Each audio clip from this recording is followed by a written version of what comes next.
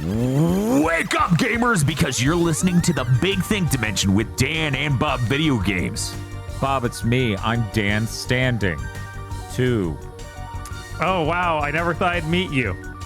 Chris Wolfhard. I ran out, sorry. And Dr. Aggro. Coming to Xbox Play Anywhere. Here on GigaBoots.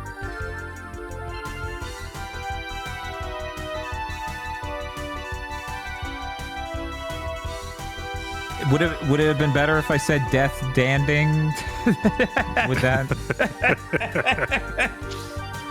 Is that? No, you got Death Stradanding. Oh, you know, it didn't occur to me, but now that you've said it, it's obvious how elegant that would have been. Yes. Hello, everyone, and welcome to Big Think Dimension Tree Fitty. I'm your host, Dan. No one else is going to talk for the rest of the show, though, after my intro and then that. So it's just you and me. I've been playing video games. I played Death Stranding 2. That's a good one. I have dozens of moments I would love to gush about, but it would just spoil it for Chris. I feel like It's true. Are any of them not in the last trailer? Yeah, all of them, actually.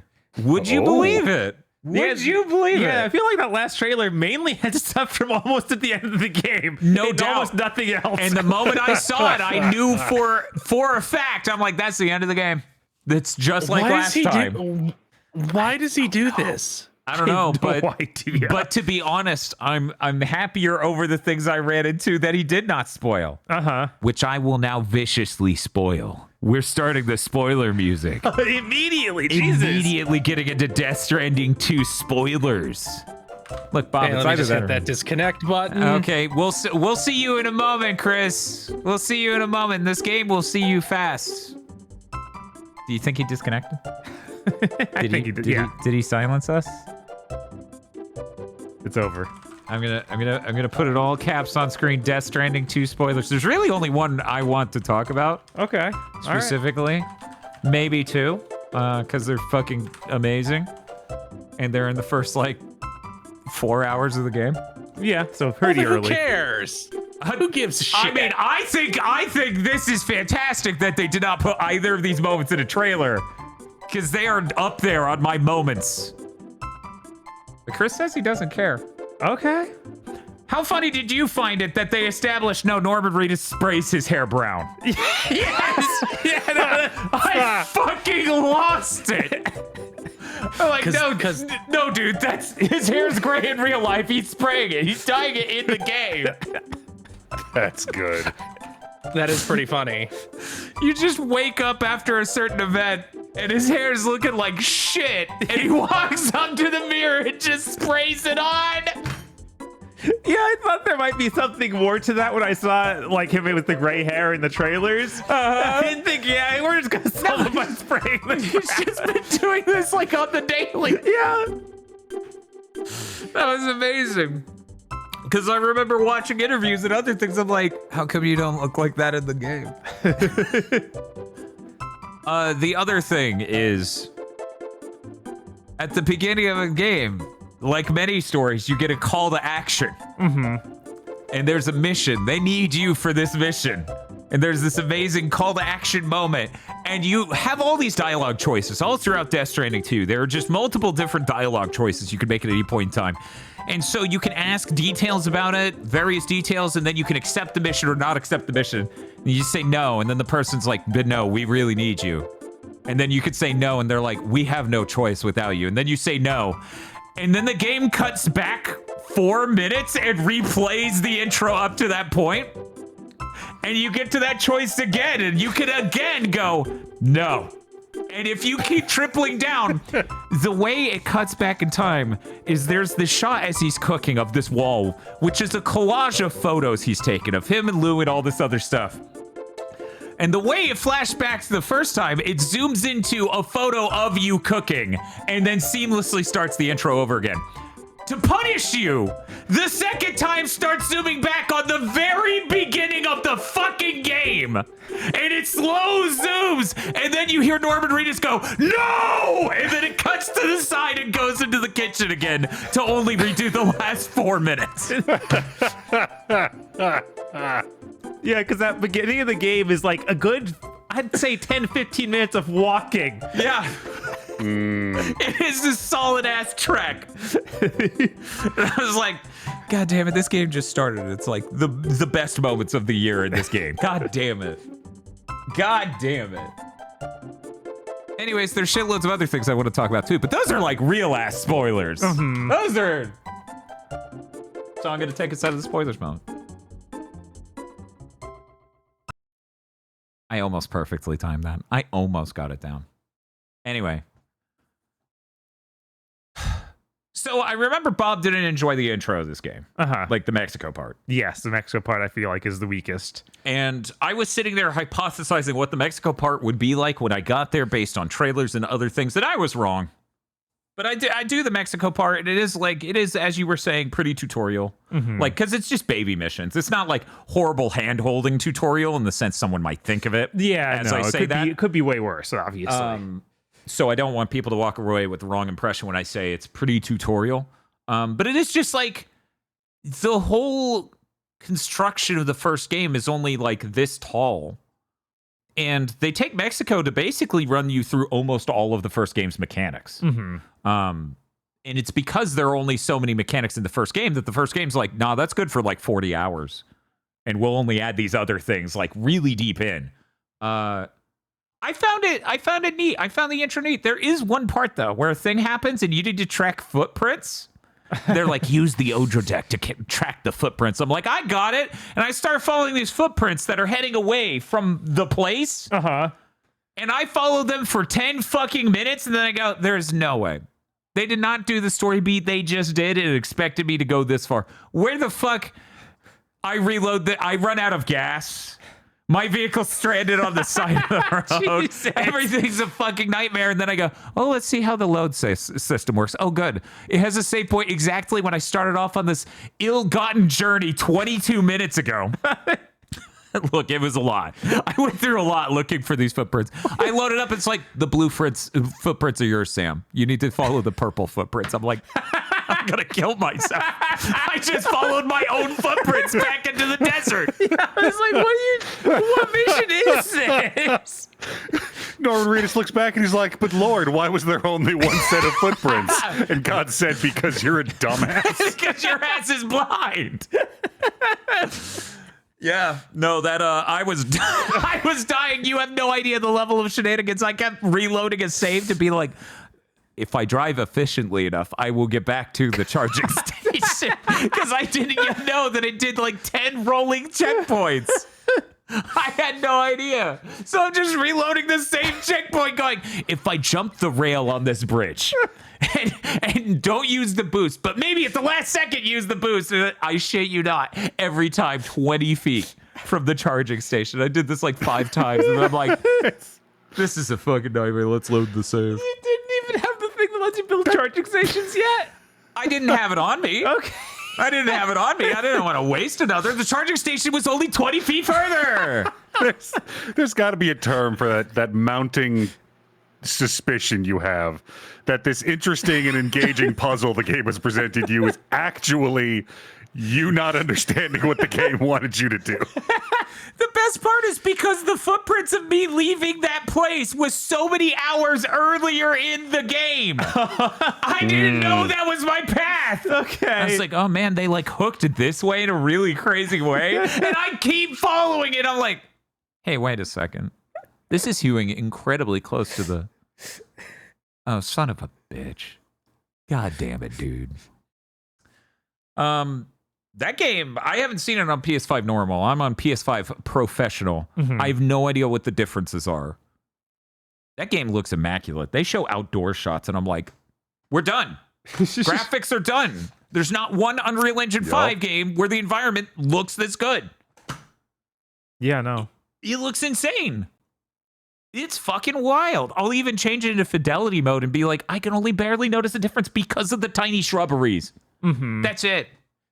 Yeah, and on the That's PS5 regular, Uh-huh. with the way that the TSA TAA works. Is rain does look invisible a lot of times. Like the rain Yeah, is I the feel weirdest like- part. I feel like rain is the troubled part. It should look better. Yeah, it is as big a deal as rain is in Death Stranding. That's kind of frustrating. Oh yeah, it is. I'm trying to remember how it looks in the environment when I'm moving around normally, as opposed to cutscenes, because I mostly honed in on it in cutscenes because I was able to do like 60 frames per second cutscene where it rains at 30 and all that stuff. I'm going to throw it back to the thing Bob mentioned on an earlier big thing to mention, which he didn't consider spoilers, so I will also not consider spoilers. Yeah, there are just pregnant women who are like, I'll just park here. And they do be staying pregnant. Yes. So if that's for you, audience, most pregnant women in a video game, probably. I've only hit a couple, but I feel like consistently pregnant women. most consistently pregnant women in a video game. Maybe consider Death Stranding too. Norman Reed is just like, ha ha ha, yes, ha ha ha. Norman, we were thinking about making Death Stranding 2. Do you have any like ideas you would like to bring to the table? Check this out. Pregnant women. Okay. Couldn't make the game weirder. It's Death Stranding. Right? That wouldn't even For be how much of the surprising. game should they be pregnant, Norman? All of it. Yeah, no, the I'm having a fucking blast. This is my favorite AAA game of the year so far. Yeah, no, it's really neat. There's nothing quite like it. I lost an insane amount of time really fast without noticing. Thing that hasn't happened with too many AAA games this year. Yeah, no, I'm trying to think upsides that I could talk about without spoiling the game, downsides that I even have to begin with. Yeah, do you haven't? I assume you haven't met Pecora yet. No, I'm only 10 hours in. Right. She's Which a was little 2 bit farther. sessions. And only because on the second one I said, I should stop. Not I want to stop, but I should stop. I feel like that's a good move. Yeah, she's a little bit further. I got to Rainy? Rainy? Okay, yeah. Yeah. So I'm barely after that. Okay, you were very close to Pecora out. Yes. Awesome. Fantastic news. Fantastic. Man, Sony really lucked out that a billion years ago, before Jim Ryan took over, they made some decisions with Hideo Kojima that are paying off now. Because Death Stranding 2 is more Death Stranding, sure, but it also seems like the most inspired game to come out of Sony this entire generation, which is a little depressing. This is like, what else would you call inspired? I guess Returnal's completely original. Yeah.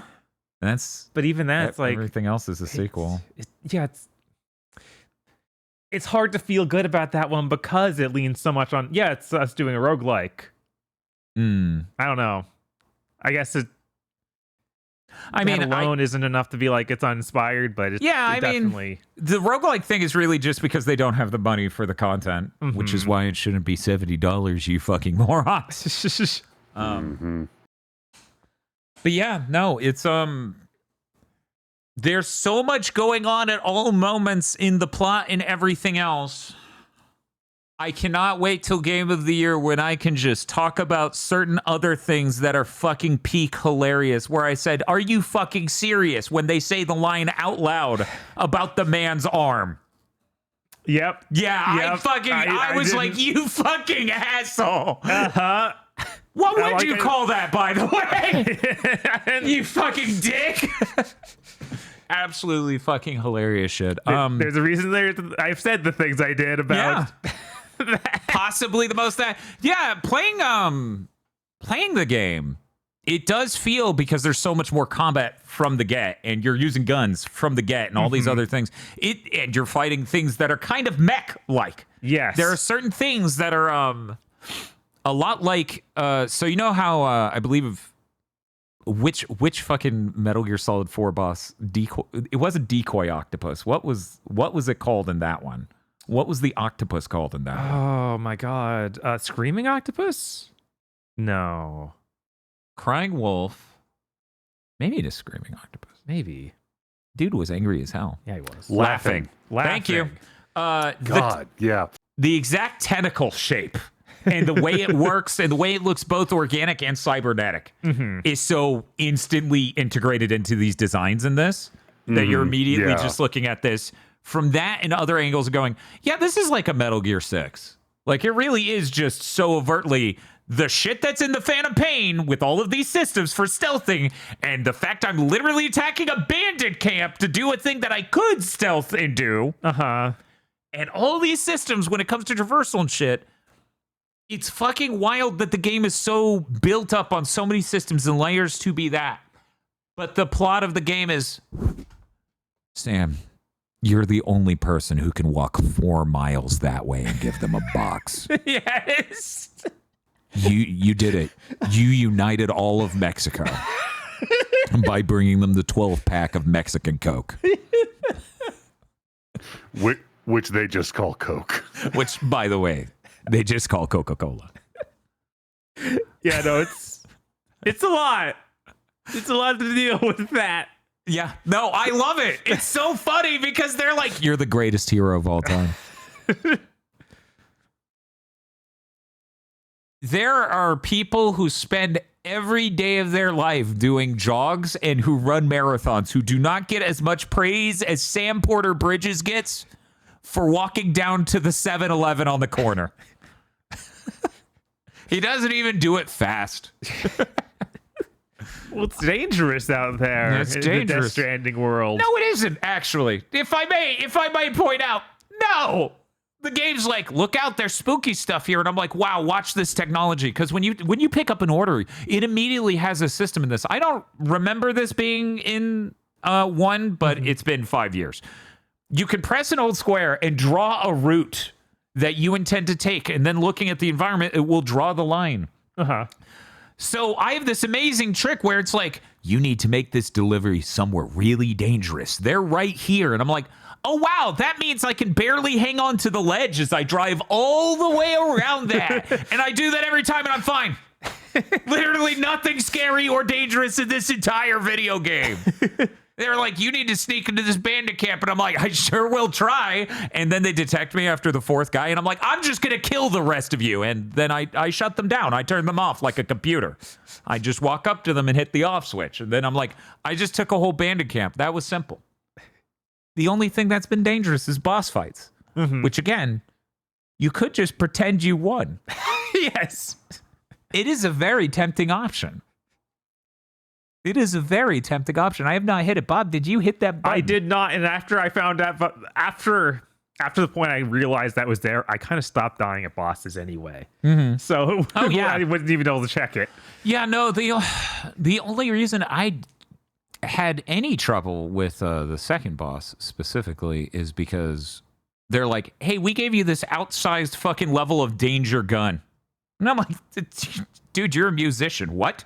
Why would you have this? He's like, oh, you did more shit? Level 2 of this insanely fucked up shotgun. I'm like, bro, why you and why here and why now? Oh, the boss fight's 10 feet away. Oh, fuck. Yeah, Jesus Christ. That hit me at the point that I was like, I just didn't want to do those exact set of guys. Like, I didn't want to deliver for them for some reason, like the musician stuff. So I didn't end up getting upgrades for any of that stuff. You didn't get the... Wow. Yeah. Because the second level of the shotgun is a grenade launcher. Nice. So it's even more absurdly designed to turn that boss off. Yeah. And that's why me doing normal fucking deliveries, the game's like, you have this now. And I'm like, bro, this is practically a Davy Crockett. Calm down. I don't need this. I'm fucking running pizza boxes around, basically. And your shotgun turning into a grenade launcher is some Pokemon evolution shit. It's, I assume, because again, I haven't used it, the level 2. It's like the noob tube from fucking COD. It just hangs out underneath and you go dunk. Yeah, you just switch between the 2 fire modes. Fucked up. Yeah, just absolutely fucking wild that dude's like, hey, listen to my new album and here's a fucking illegal shotgun. And I'm just like, what the fuck are you? You're like, that's a great album title, and then he hands you a firearm. Right. Yeah, it's I've been having a great time with it. It's basically all I've been doing since we streamed last Friday. That and moving. Right. Because I am moving. This is the last big thing to mention from the first house in Huntsville. It will be interesting to move to the new place and not have to deal with the giant open hole in the wall that leads to an echo chamber room. Right. And also a wall between us and the ice maker. Mm-hmm. It'll be weird. It'll be strange. And we might even have proper ventilation. Be cool. That Instead of hot as fucking hell. And maybe, because maybe I have an outdoors area, maybe I will get a griddle. Maybe. We'll see. Always nice to have no hole in the wall. True, unless Silent Hill 4. I don't think they wanted that hole in the wall. I don't think it was actually beneficial to him. If he didn't have a hole in the wall, he'd just be sitting in the apartment. Hey, it's true. It's true. And then he would starve to death. But if you don't have a hole in the wall, where will you get the best food in town that nobody knows about yet?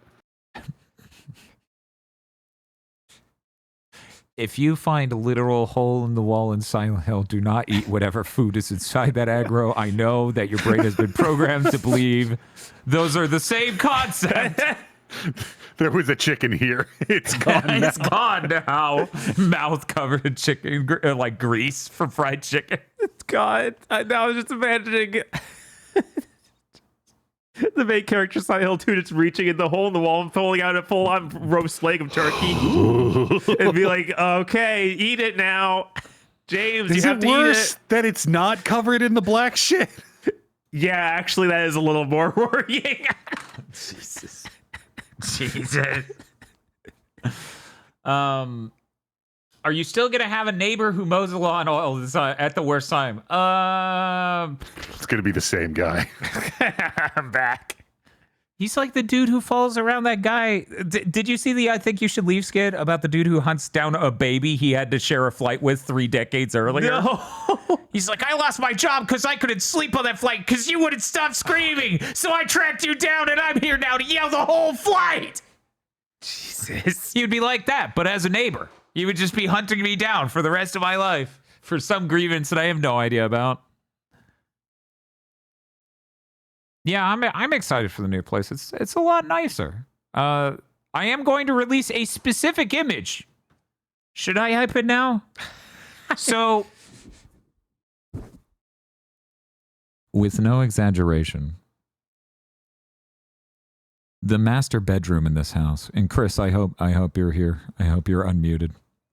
The master bedroom in this house has a shower, a very unique shower that looks like a bathtub turned vertically, and we call it the cleansing pod, and we have never once used it because it looks like a fucking nightmare. What? I'm dead serious. This is, if anything, I'm underselling it. When you see it, you will be like, that is not real. There is no way that shit is real.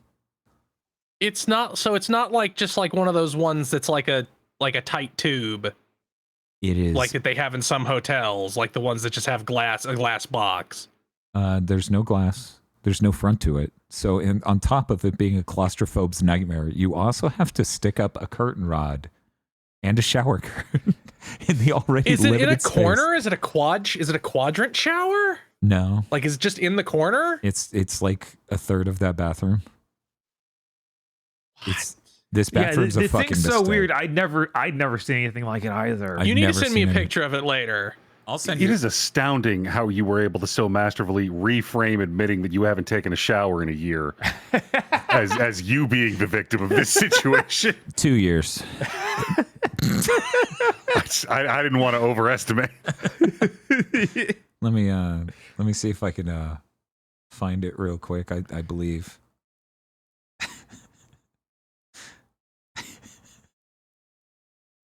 One sec. I did find it. I'm going to post it to Chris. We will only show it after I leave this abode. Right, because it's too easy to find. Because obviously you would find me in The funny thing is I don't look at there. I don't even use that bathroom. We have a main bathroom that's accessible from the hall. So generally speaking, I'm not looking at this room. So I'm actually laughing looking at my own photo of this fucked up nightmare zone that I will get to show people after we move. There you go, Chris. That is how it looks. It is. It literally. God, it's so It tiny. literally looks. That's fucking strange. Yeah, no, right? I've never seen anything like this, dude. It literally looks like a bathtub. You flip vertically, put a shower head in the side of, so it faces down. Like, it's clearly designed to be a shower. Like, this is some 60s modern nightmare. Uh-huh. Man, yeah. Even finding a place, like a room to hang a shower curtain, seems near impossible there. Yeah, because the top corners are fucking curved. Yeah, they're curved. Because and then again, it's a bathtub. and the edge you have outside, that's super tiny. I don't. Yeah, because they put some fucking molding there to accomplish something. Yes. Yeah, no, that makes it look that nice, describes many elements of this house. They put some molding there to accomplish something. So anyways, I've never seen anything like that ever. Please look forward to Big Think Dimension number 351, the episode where I show the nightmare shower we call the cleansing pod.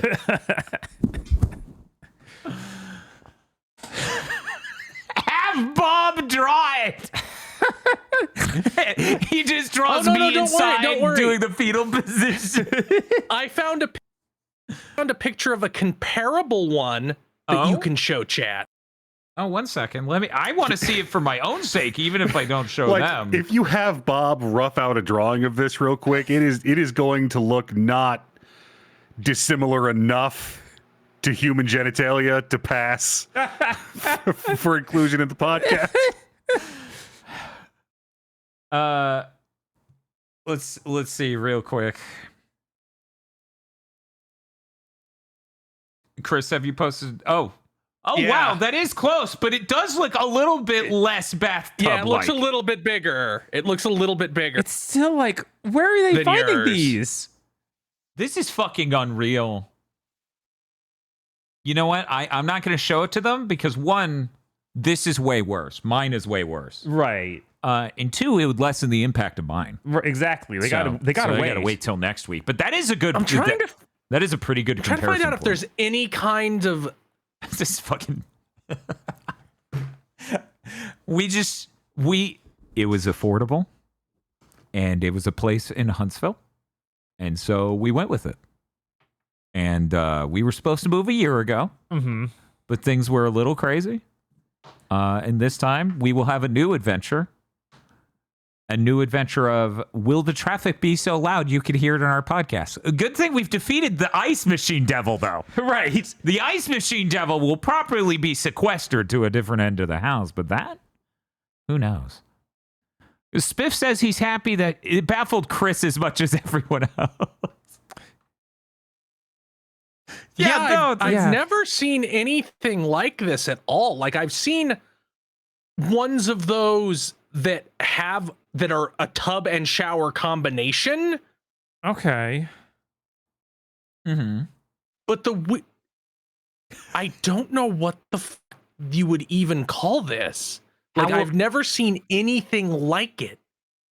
Chimera in chat says, but how will you live without your singing dryer? Oh no, that's my singing dryer. It's coming with me. Right. It just probably won't be in earshot anymore of the stream. Not that the stream could ever hear it. It would just be us hearing it. Yeah, and that honestly is sad. I do find it funny when it goes off and I'm like, do do do do do do do do do do do do do. Yeah, the landlord actually had a washer and dryer in there, and I'm like, oh, I have my own. Can you get these out? And he's like, but they're good. I'm like. It's like, okay, but I didn't pay $800 for those. Right. Right. Which is, I was like, which the landlord actually, like, good on him. There's so many places around here just don't. And they're like, here's your slots. Which sucks. You know what? I showed it on a stream. I don't think I ever showed it on Big Think, though. The picture of the modem in the wall at the place we took a tour of. Yeah, you didn't actually go with that one, right? No, I did not go with that place. How the fuck am I going to find this? Because, of course, me searching this place I'm in to see it, it's like, no, these are a bunch of conversations about normal people talking about a modem.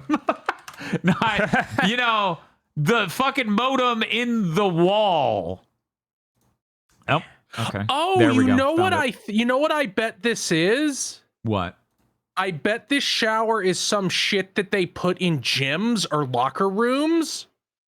Oh my gosh. Oh, And maybe. and somehow they just got it and was like, well, it would cost $800 for a shower surround or to do tile, so we're just sticking this shit in there.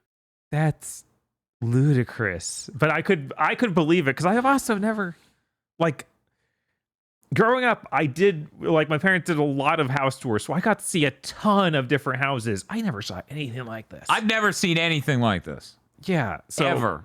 it would make sense as just some weird budget saving thing.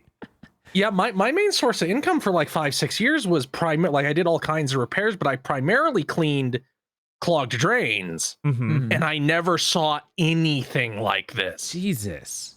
Okay, I'm ready to show. So we took a tour of this place. It was an affordable place in town, 2-story. It was a decent size, absolutely tiny backyard. We're talking 3 feet deep. You get like a deck to stand on, and then you get 3 feet, and then it's a fence. It's like a really Incredible. funny concept. And also the trees were invading. They wouldn't even like, before they let people take house tours, they wouldn't even clip that. The funniest part of this, they scheduled 4 different families to take a tour at the same time. This realtor gave 0 shits because upstairs, there's a modem shoved in the wall like this. This is... Is it plugged in there? I don't...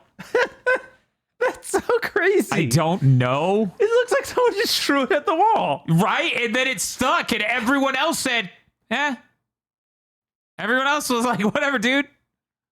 So Tosh and I literally laughed. We hit that room, and we could not stop laughing. So fucking good that they just gave that little of a shit to do that. Also, the next bedroom upstairs, the tilt of the entire house, because it's built on a hill and it's 2 stories, is so bad the door just quickly closes itself. Like you, Oh, that's a lot. yeah, that is a lot. Is it like so you can actually feel that you are a little tilted? I mean, the door was enough for me to notice, but at that point, once you're aware of that, you're like, oh yeah, That's crazy. this is off enough to do that. So, that's fucking insane. So that was pretty funny. Anyway, yeah, tune into Big Think Dimension next week, you know, where you get to see the cleansing pod. I don't have anything else I want to say about Death Stranding 2 because I want to say so many things about Death Stranding 2, but I can't say those things about Death Stranding 2 because they're all fucking spoilers. That thing with the hands. And that are like, hey, this book was left in your room. And I'm like, Kojima, can we talk? He's like, no, it's funny. And I'm like, yes. You can't just... I know writers who use subtext, and I know writers who have the text in the game as well as... You fucking dick. Absolutely fun. This is the Joker of video games, it feels like. This is an absolute troll game. Every end of it is just oozing with just fucking decisions that are hilarious and baffling.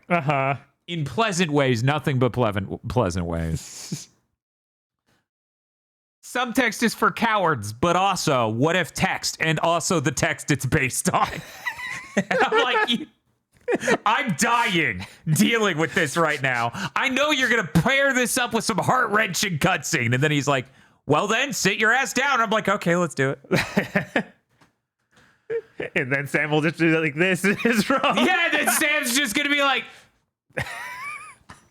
Because as Bob talked about, your computer is a ring on your thumb. And to activate it, you give everything in life a thumbs up.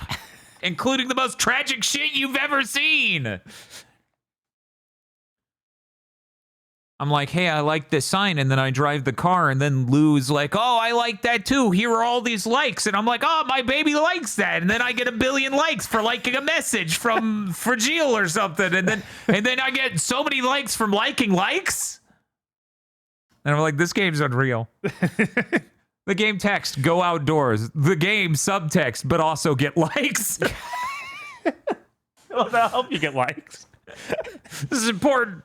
This is important to me. You need to go to the cafe to get the picture of the food to get the likes, okay? It's true. It's true. I really like and this is in the first game. I can't remember if the text that pops up is verbatim, but players can leave signs entering and exiting bases. So you have to drive past the signs they leave, leaving a base. And at the bottom of the screen, when you do this, it says, so-and-so sign affected you. Yes. And I'm just like, Jesus. You will remember this. Right? Anyways, fantastic game. I'm having a delightful time.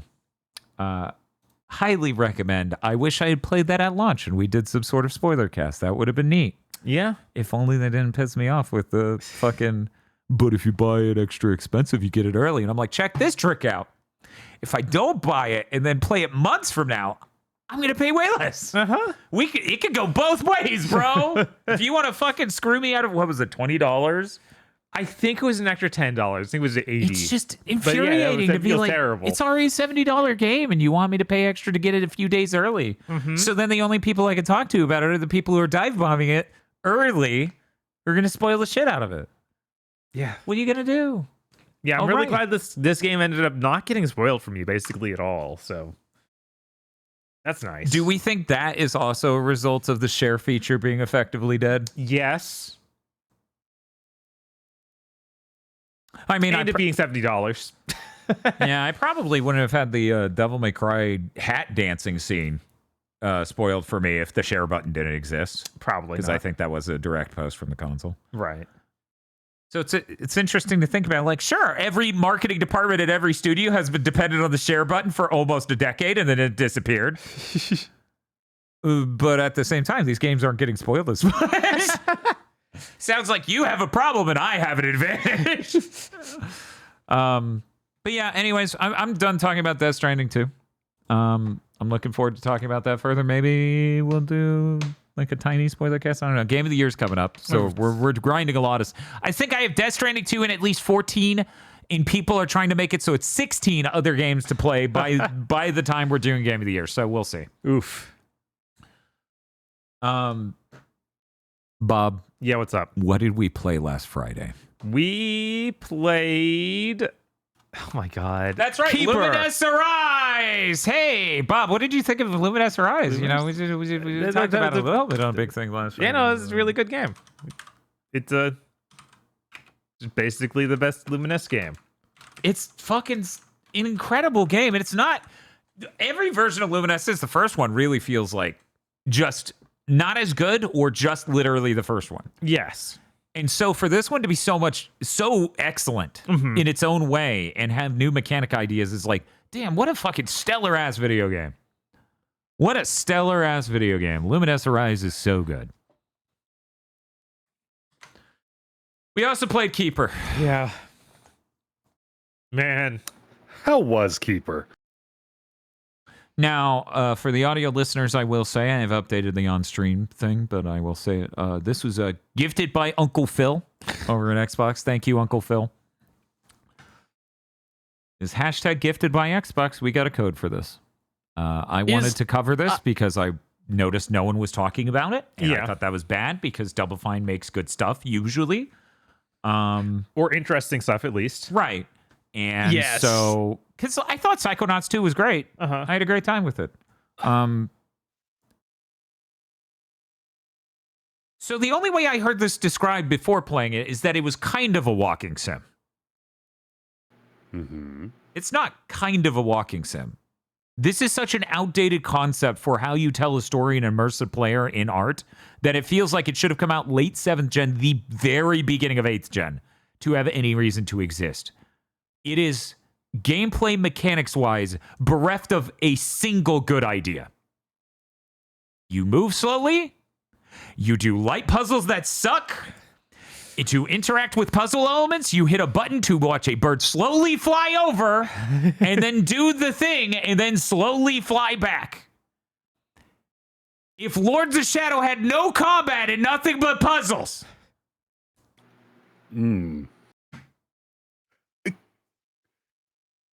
It's also weird to see a game like this with such a high fidelity. Because Double Fine has games like this in their catalog, but they're all like cheap, kind of looking 2D things. Yeah. And not this, which cost way too much money for the nothing it sold. Yeah, it's $30.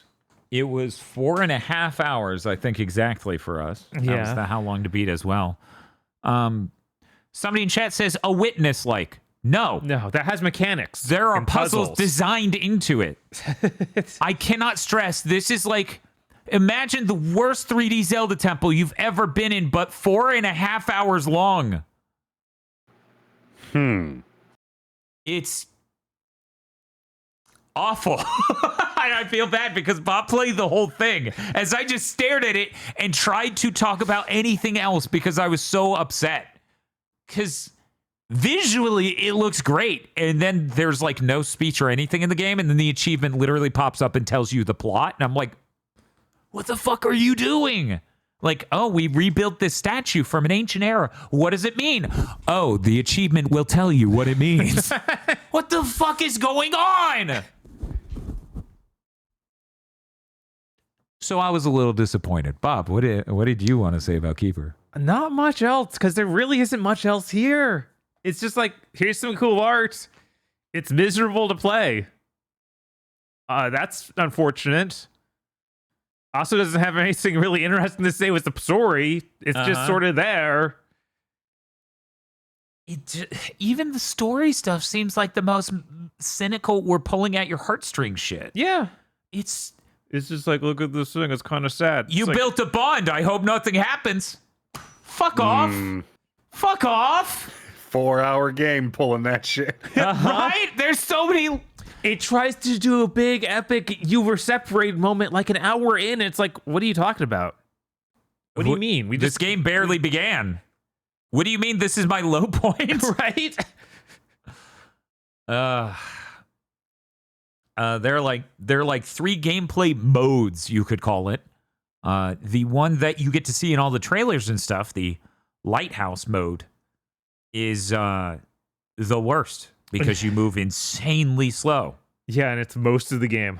Yeah, it's over half of the game. I am extremely disappointed. I cannot express my disappointment in any way other than saying over and over. I'm extremely disappointed in the shit I already said of thinking Double Fine makes good games, and I think they're neat and enjoyable. I have not seen a Double Fine game that I didn't think was absolutely neat enough to warrant that stream, except for now.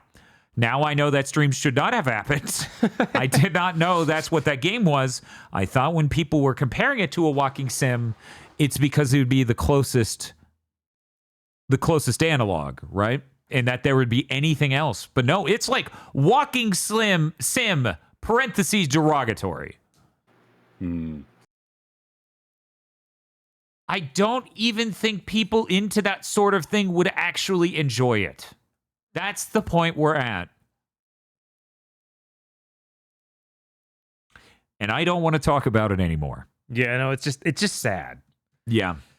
And it's really sad to think that's probably the last game. I don't see them going forward, but we'll see. Like some people weren't on this, so maybe they have a second thing.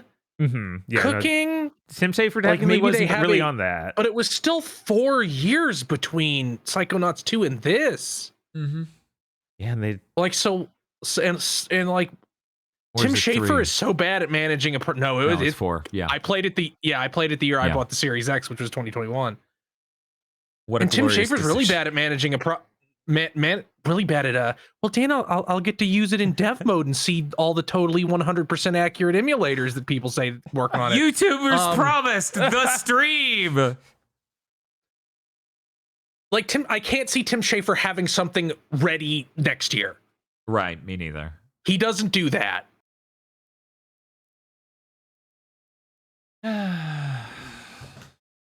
Anyways, let's talk about anything else. Like literally anything else. I don't enjoy being this upset at Keeper. There's nothing to be gained from it other than we tried to cover it because I thought people were going to be sleeping on what might be their last game. But I somehow think this might be the worst game Microsoft shipped this year. Which is incredible because people tell me Call of Duty, that new one is ass. Ninja Gaiden 4. South of Midnight's pretty rough. Better than this? Yeah, no. Oh, not even close. Yeah, no, I thought not that even was much more interesting from what That we is played. so much better. Dude, Keeper's bad. I It is know, but at the wild. same time, like South of Midnight degrades into that. Okay, do 5 combat rooms with the worst combat you've ever played in a row. That's the game, is endless series of these terrible combat rooms. I'll take it over Keeper.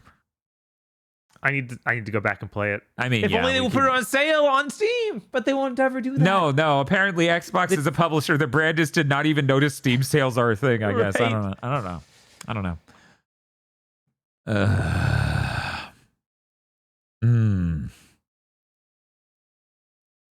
Oh, that's interesting. I'm seeing in chat, Mino B saying, I've heard in some cases it's even more accurate than the Mister. There is no way that's true. I'm using an Xbox X and Series X and dev mode. There's literally no way. That's you're stupid and don't know what you're talking about, and nobody should ever take you seriously.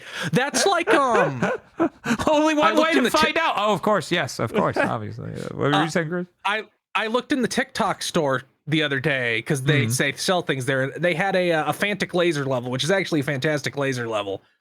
But the person using it was like shaking the shit out of it, and the lines were blinking, which means they're not level because these things self-level.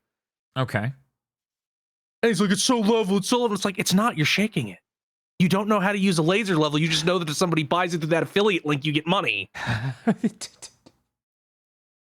It's pretty dire. YouTube's the same everywhere, huh? Yeah. When are we going to start selling out? I don't know. We'll need to get some good offers. Well, Dan, find a retro product that's sold on the TikTok shop and then lie. Okay. Sounds good. The GameSir controller that we use is $16. You should probably go pick up a GameSir Yeah, for $16, T3. you should go buy the goddamn game, sir. Mhm. Yeah, it's fucking $16. It's like a really solid construction controller. I keep telling everyone it's good. The only problems I ever had was with the PS2 emulator, and that is it. Because the L2 or whatever kept activating for some reason. That's the only thing I have a problem with it on, and its build quality is extraordinary. And outside of that, the controller feels great. $16 fucking dollars. For the love of God, if you don't need a controller now, just buy it and keep it in the box. Yeah, and it works great on the Mister. I've been using it on there. It's fucking $16. Like, I cannot express how good a deal that is in the scene of controllers. It's pretty nutty. But that thing's so cheap, there wouldn't even be a margin for me to cut off the top of. Right. I can't skim off of that. It's too good a deal. We got to talk to Blackstone. Because we're looking into maybe getting an outdoor griddle. Maybe. I don't know. It's a little bit of money. But I realized my current stovetop griddle will not work because I'm getting a glass stove at my next place. Mm-hmm. So the bottom of it would scratch it up. So I have to buy another thing. And the argument has been made, the stovetop can be really disappointing. What if you got a tiny little unit that has propane? And you could just do that, and then it would be hot and be quick. And I'm like, God damn. They could buy propane and propane accessories. It'd be great. That's true. I could buy propane and propane accessories. This is very true. Anyways, the name of the GameSir is the GameSir T3 Tenegaria Lite. I think it's T3 Lite. It comes in white and PlayStation 1 aesthetic. Anyway. I'm going to take us away from Keeper. Hey, Bob. Hey, what's up? What else have you been playing? I spent most of the week playing Silent Hill F. Silent Hill. It's Silent Hill, yes. So I finished that. Uh-huh. You get the UFO ending? I did. I got every ending. That's a lot. Yeah, no. This game is not designed for you to get every ending. Normally, I save scummed as much as I could. And the most annoying thing is they have a thing where it says, like, each save file tells you which engine you got in that save file. So you are encouraged to do it just all on one save file, doing multiple runs on it, because you get cool stuff like different weapons and things from doing that.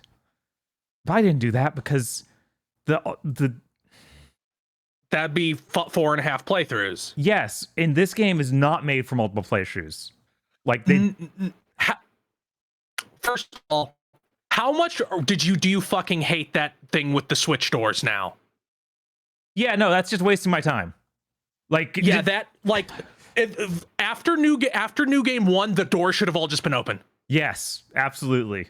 Like there's a lot of things they should have done to make those additional runs smoother, because I was really into everything that the story and finding all the notes and everything. But even by the end, I was like, thank God I'm done, because I don't know how much stamina I would have had for more. Yeah, no, there's so many things. It's like, this isn't like a Nier Automata where the new game plus mode will be basically a brand new game. This is the same game, but with new notes defined and some cutscene alterations. And the last section is completely different based on what ending you're getting. Like the stuff you plays the see in same. it, gameplay wise, yeah, plays the exact same. Yeah, I definitely think they could have, and they probably will through patches, give it, because some areas you can just completely skip on New Game Plus. Mm-hmm. Like there's an entire Dark World area that you can just run straight through. Yeah. No, there need to be more of that, more things that would let you just skip it or do something. She needs running boots. Hinako needs running boots. She does not move fast enough. And the thing with adding a bunch of new notes means you're re-examining every little bit of an area. So it took me 26 hours to beat the game twice. Jesus. And I need to send this warning out to anyone out there who does streaming or anything like that. Do not trust how long to beat off the top of the head, because the save file time is the most wrong I have ever seen. I beat the game. It's like it was 10 hours under what it took me. Oh my God. Thereabout. Cool. So that 26 hours on the PlayStation telling me what I did, 16 hours is what it said that I had played on the save file. It must not count cutscenes. Yeah, It of course doesn't count deaths for sure. Mm-hmm. How happy now, Bob? The game structure, had some problems, but how grateful are you? What a joy in your heart do you feel that you never have to fight that fucking pregnancy thing ever again? But wait, just real quick. Death Stranding 2 still has more pregnant women, right? Yes. Okay. I think. Okay. Little do I know, I get over to Silent Hill. Pregnant men. Bob, as vague as you can without being colossally spoilerific, what does that patch let you skip? Okay. Is it just what I thought it was, which is the run down the mountain, now run back up the mountain? It doesn't even do all of that. It lets you skip the final run down the mountain. Last one. That is the single worst part of the game. So I certainly never it's played good it that they again let you after skip the that. first. For context, so I can explain, unspoiler, it's just a series of 4 combat rooms with the exact same mini boss in each one, Yeah. and other enemies also.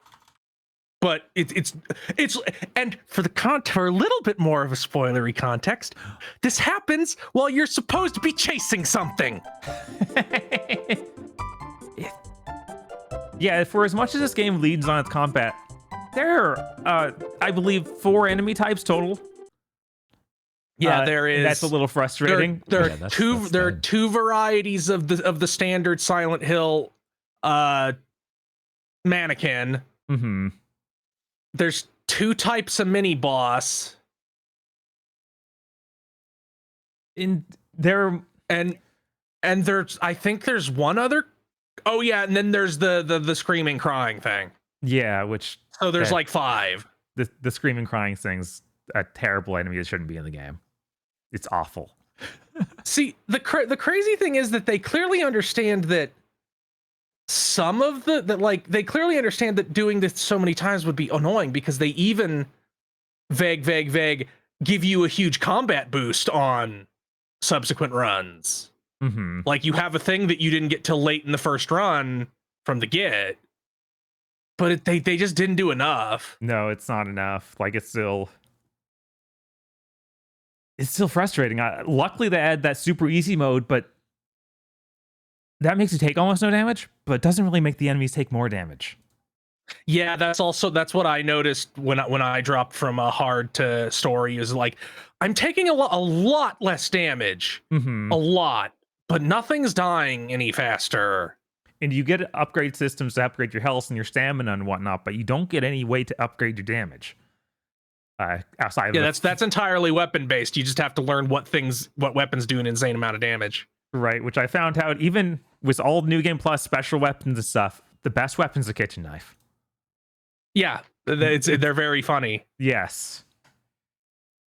I am glad that you just aside, I am glad you immediately thought of that stupid fucking edit aggro did soon as the relevant part of the. Go ahead and make the edit right now of the main character and the pillhead thing. Like that's all you need to do. Because the most numerous healing item in the game is a mysterious pill. Fantastic. I did want to talk a little bit about the structure of this. Now I think it is different from other Silent Hill games. Because in a Silent Hill game, typically you explore an area, then you re-explore the same area, but it's like twisted and evil. In this, instead, it's you explore an area and then you go to the dark shrine realm. And it's a totally different new area. Okay. Yeah, and I think that's kind of cool. Mm-hmm. Like that's a good concept for not feeling as redundant as you're playing through it, because this is still quite a long game. Yeah, a couple of them feel bizarrely like Zelda dungeons, like the aforementioned Switch dungeon. Yes. Sorry, chat sent me with the F is for fentanyl. Let's not post spoilers. I think this game's also in the running with metaphor for least subtle game ever. Oh, did you figure out what was going on before that first ending? You're like, oh, this is like that, huh? Yeah, no, it presents itself pretty clearly like halfway through the game. I don't doubt it. That's like the Ryukishi 07 special, because then you have to play through it again and you see all the shit that is even more obvious and has new meanings now, even just stuff that's sitting in the environment. Yeah. No, it does a good job of that, but at the same time, like, dude, I know. Structure better. Yeah, like this game should be half the length. This game would probably be like a 10 if it was half the length. Wow. It is kind of big for how many times they want you to play it. And this isn't like I was satisfied, so I'll just stop. It's like, no, you won't be satisfied until you get at least 2. Mm-hmm. Aggro, we're sending you Silent Hill after we're done with it, right? That is my understanding. Okay. Yeah, sure, go ahead. Now, I need to say, Ryukishi did write like a 6 million word visual novel. Mm-hmm. Where he received fan mail, and it came out in 8 chunks. Like it was an episodic release, and he received fan mail, and may have had a minor breakdown on page in the last one of how many people didn't get any of it, no matter how unsubtle he became. Yep. Which perhaps informed his strategy in this game.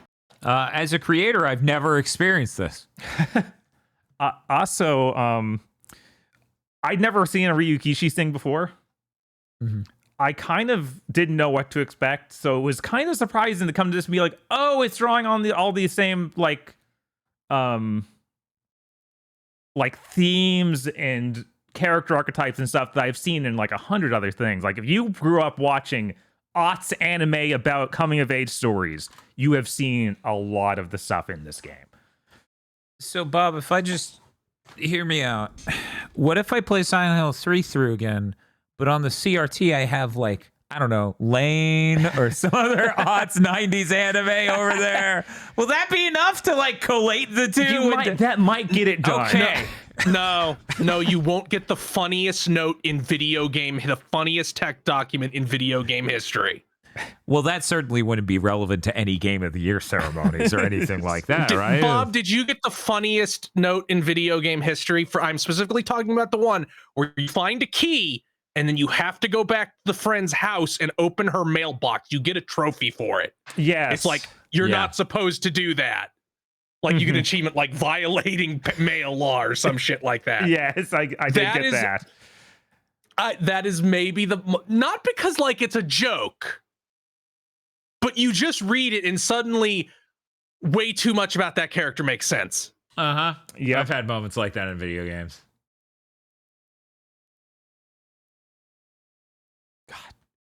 I really dislike a lot of the puzzles, so I set it to story difficulty on my second run. That makes them worse, in my opinion. I agree. Like, yeah, no, I think they make less sense. yes, like I found them harder. I like on my third playthrough, I turned it back to puzzle difficulty hard.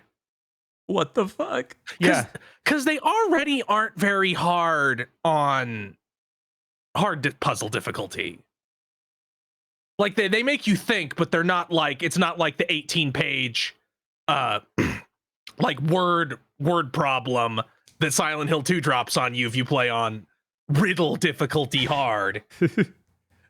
But on easy, it's just like it's so brain dead that you can't figure out what they want.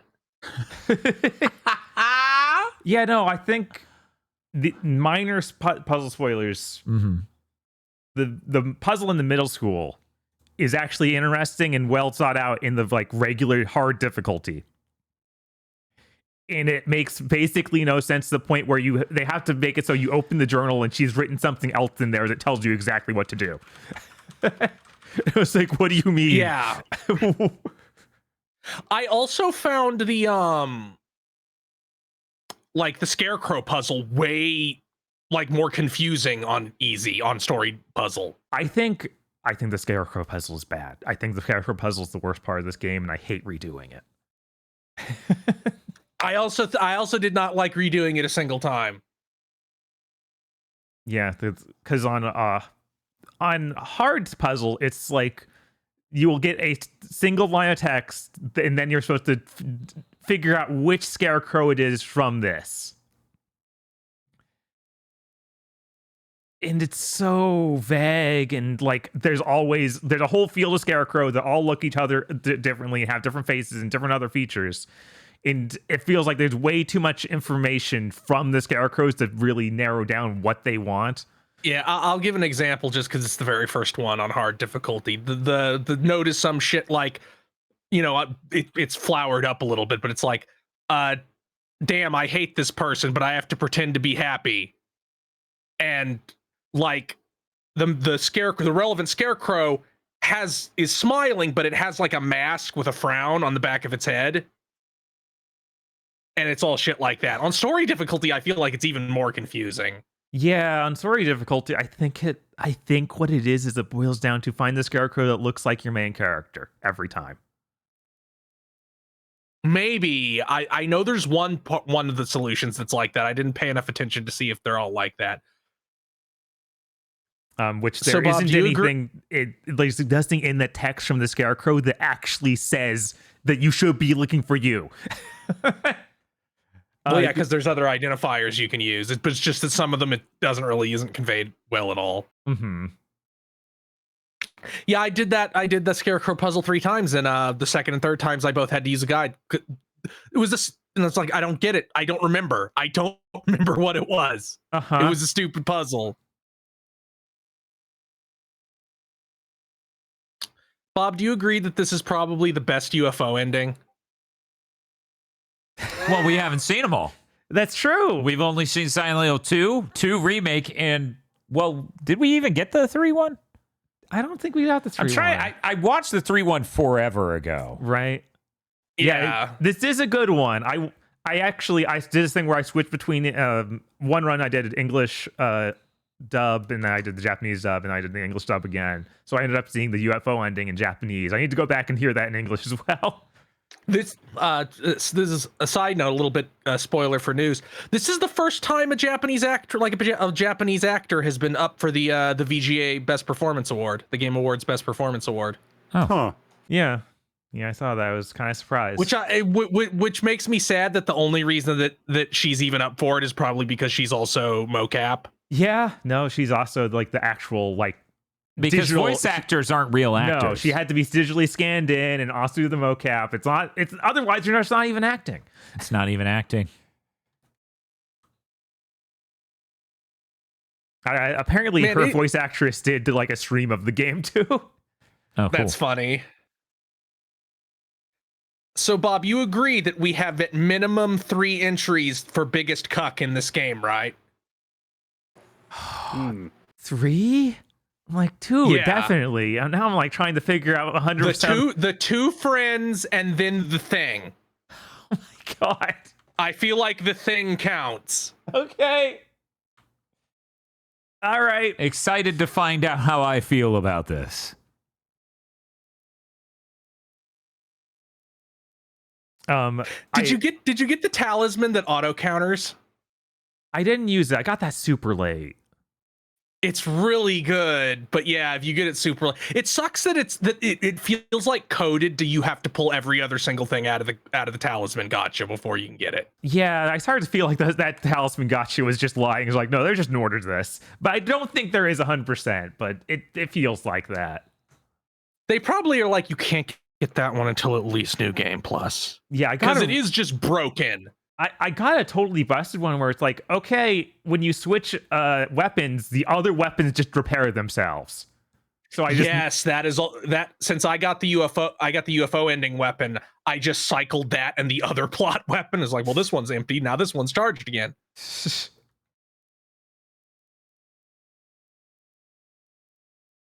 Another puzzle I really dislike is when they give you like a paragraph of text and then, okay, figure out where to put these emblems in a big picture. And the emblems have signs on them. I don't like that one either. And they change it every time every different ending has a different one of this puzzle. So you can't even like look it up. Oh yeah, it changes per ending. So that was infuriating. I kept for some reason, I don't know if I was just tired or whatever, I kept getting lost in that dark shrine zone and accidentally going through the wrong door, which traps you in a combat room you have to do. Yeah, that's another one of those things that just shouldn't have been in New Game Plus. It's like, guys, the combat isn't stopping me now. I'm immortal. Please stop wasting my time.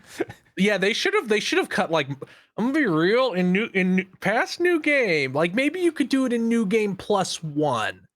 But past that, they really should have made that whole, like, they should have taken like they should have taken all the combat rooms in that chunk of the game out.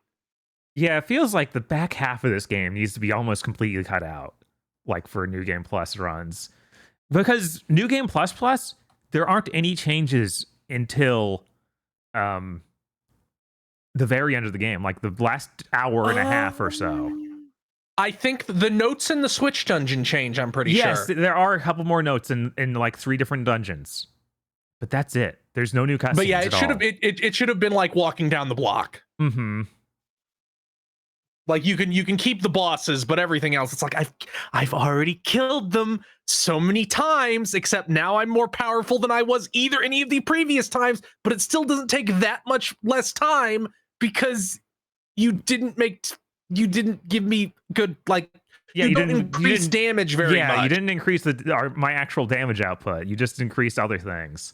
And a lot of the features or like mechanics in this game are all defensive, so either you're sitting there waiting for them to attack and counter, because the counter does a lot of damage, or you just go on the offensive and deal with taking a few hits. It's really frustrating. I guess I didn't spam the focus attack enough, because that does a shitload of damage, especially with a bladed weapon. But you can only do it so many times because you have that sanity meter. Anytime you do the focus attack, it restores at the save points. Completely take it? Yeah, I thought it also regenerated naturally. I don't think like so. It didn't take it; it just depleted it and like if you get hit during it, then you lose all of it. It looked like whenever I used it, used a big chunk of it. So yeah, I'm pretty sure. Thank you for the fast set aggro. Thank you. No problem.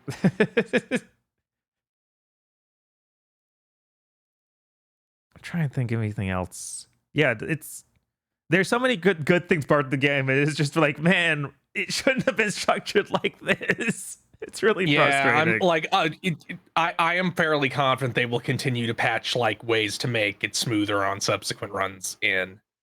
They did. I mean, that they've already done some of that work. Yeah, I do think that they could keep doing it. Like for example, they should let me skip every single one of the chase scenes.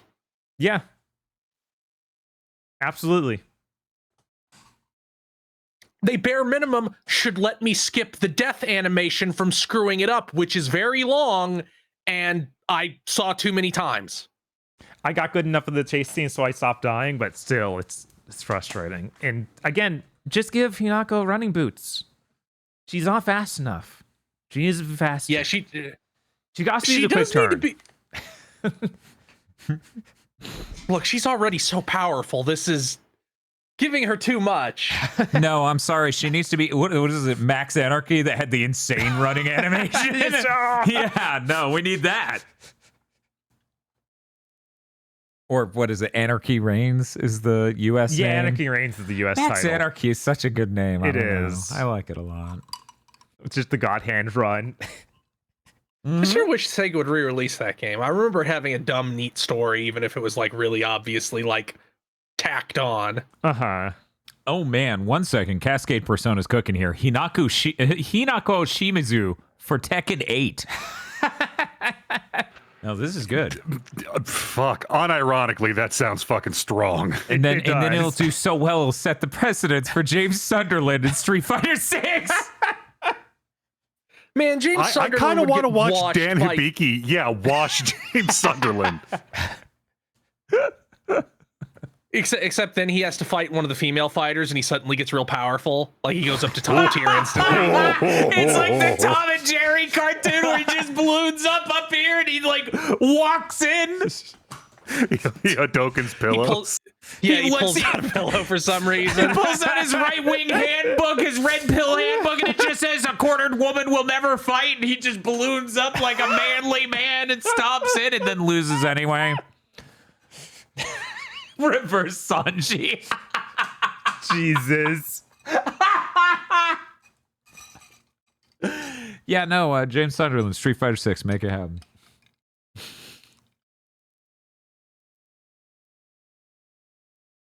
So, Bob, Yeah, what's up? you really enjoyed the game. Yeah, no, it's a good game.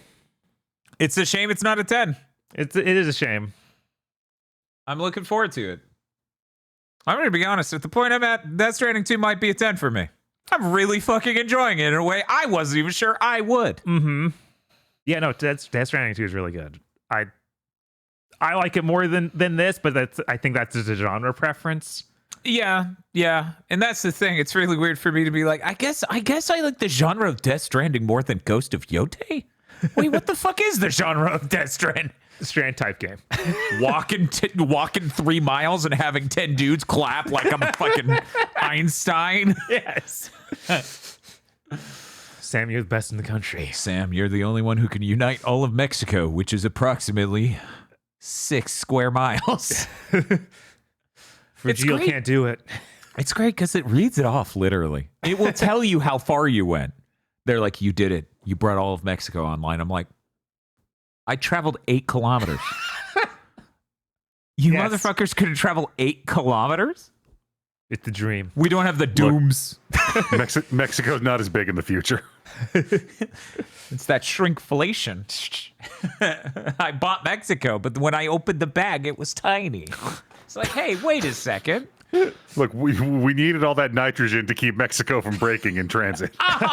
Bullshit. Bob, did you have anything else you wanted to say about Silent Hill? No, that's enough. Okay. I think anything else is just would get into spoilers and don't want to do that. Understandable. That game is mostly story. I had to talk about something with Death Stranding 2 because coming in and just being like, it's great. And then moving on is like, what are we going to talk about? I've been listening to Kojima's music. His taste seems pretty good, I guess. Like I said, it's the best way to listen to his playlist. It is. They have the music player and everything. But then once you get off the chiral network, it's just like, pfft.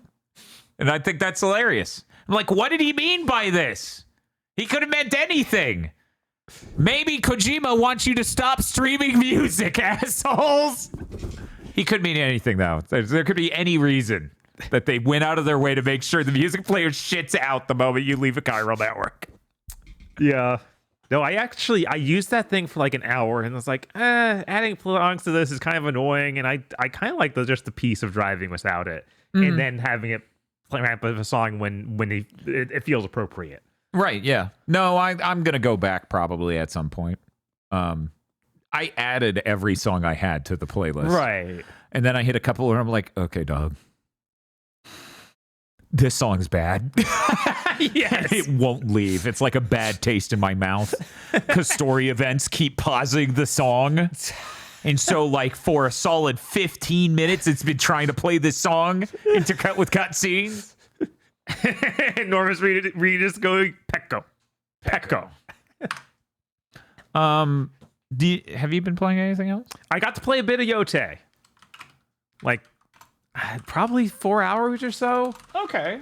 So I got to see the intro you guys are talking about. Uh-huh. What are your thoughts on the intro? I didn't dislike as much as I thought I would, but it is pretty weak. Like that whole thing with the snake at the very beginning was not quite as good as it should have been, and then immediately going into a bunch of flashback stuff. Yep. Was a little rough. And the motion control stuff. Which is just like, use the touchpad. And I liked that. I like that stuff if it wasn't all the three of these things together. If it wasn't right there. Right, yeah.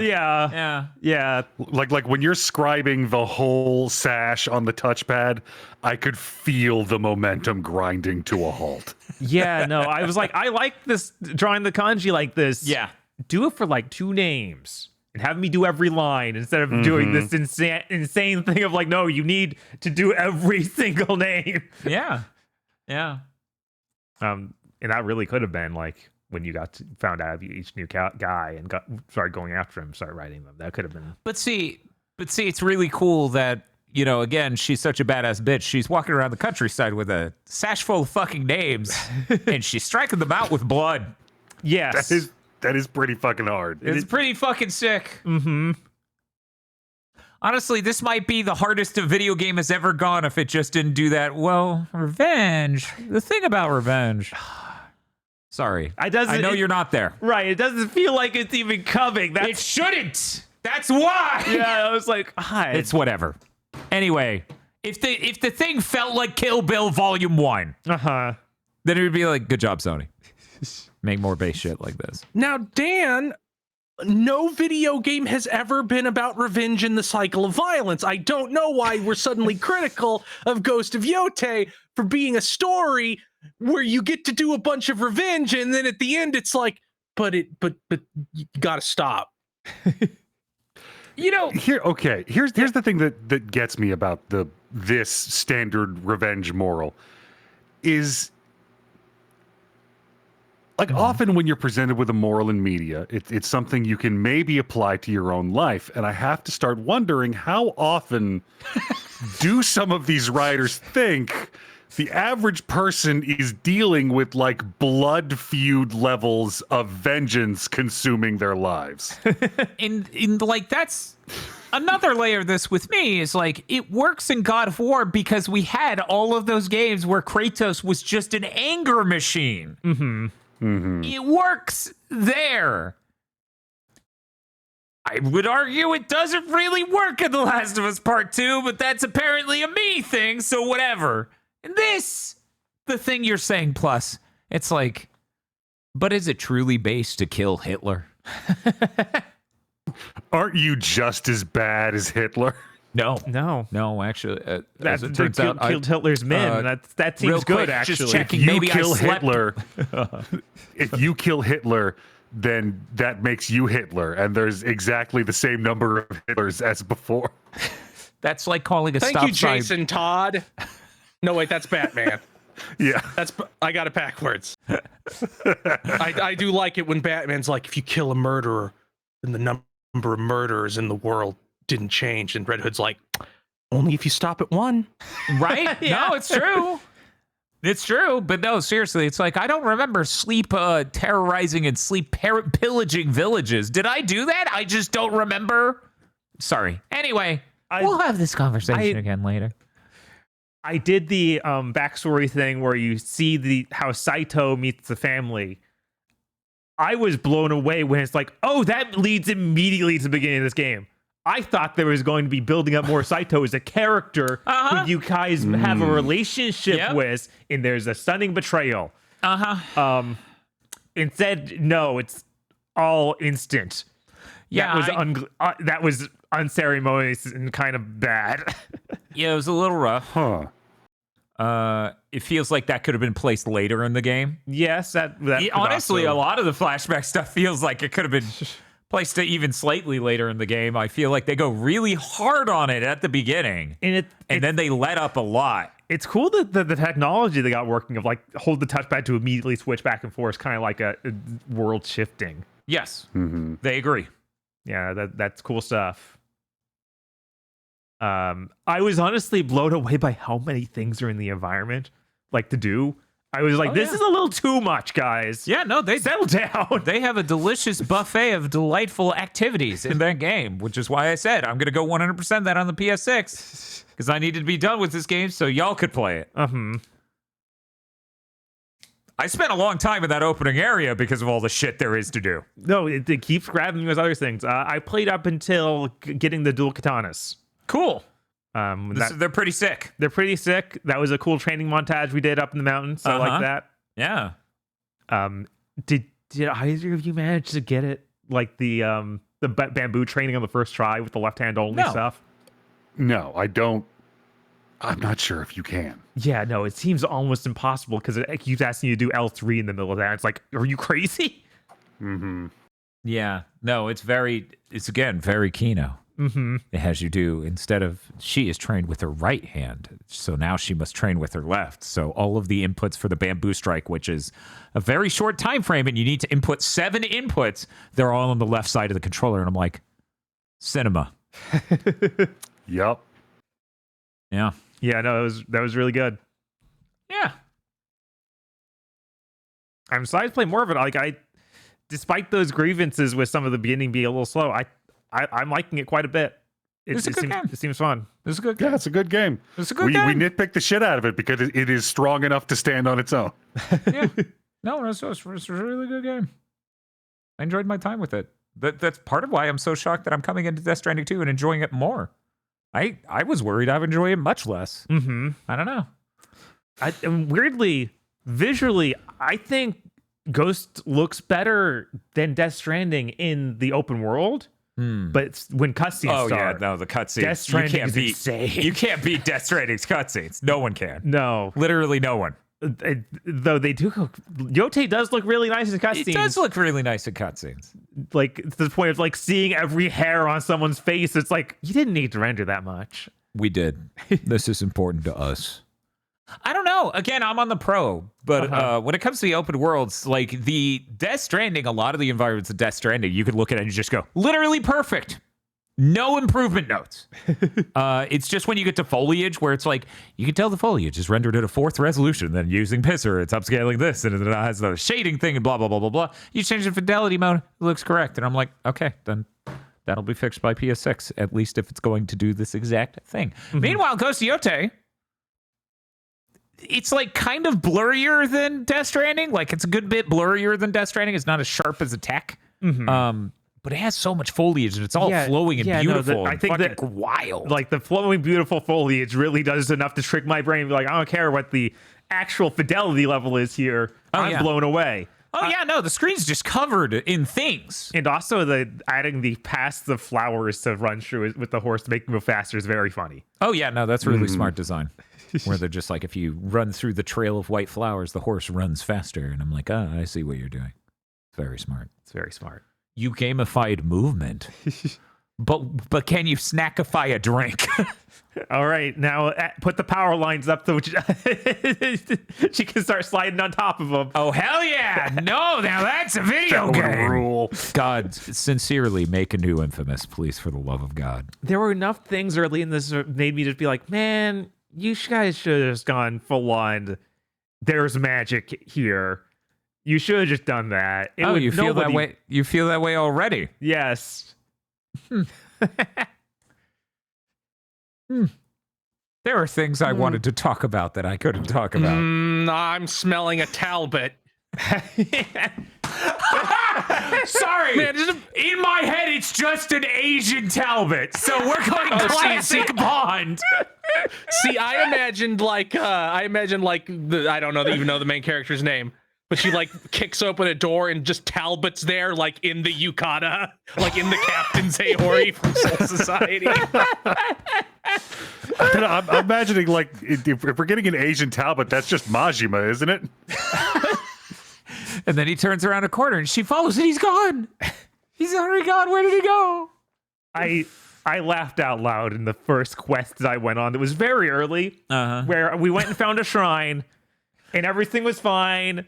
And the dude thanks people for helping him find it. And then from around a corner, 2 random thugs come out that you need to kill. Yup. Yeah. No, that was hilarious. This is what the whole game is going to be, isn't it? No, they keep it. They come up with so many different ways that shit could go south in the middle of you doing a thing. I told that story a few weeks ago on Big Think of like, oh, I'm going in to investigate this thing. And then some guy's at the entrance to the cave and he's like, oh, yeah, I heard this is where they kidnap blah, blah, blah.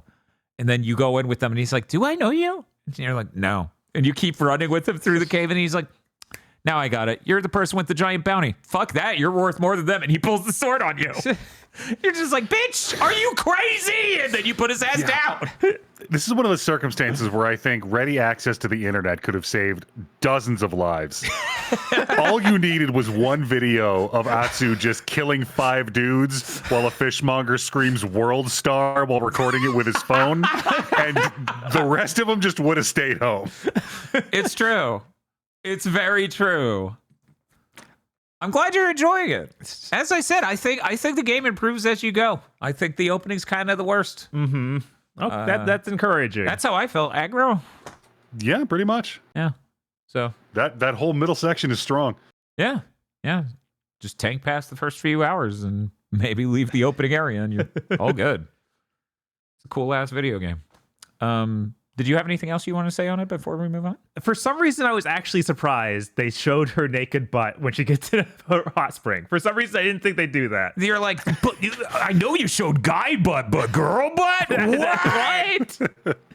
And then you were so distracted by Atsu's beautiful butt that you did not notice Asian Talbot. I actually behind watched the tree.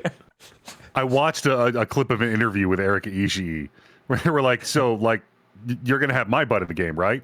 Like it's gonna be the same, right? And it's gonna be like big.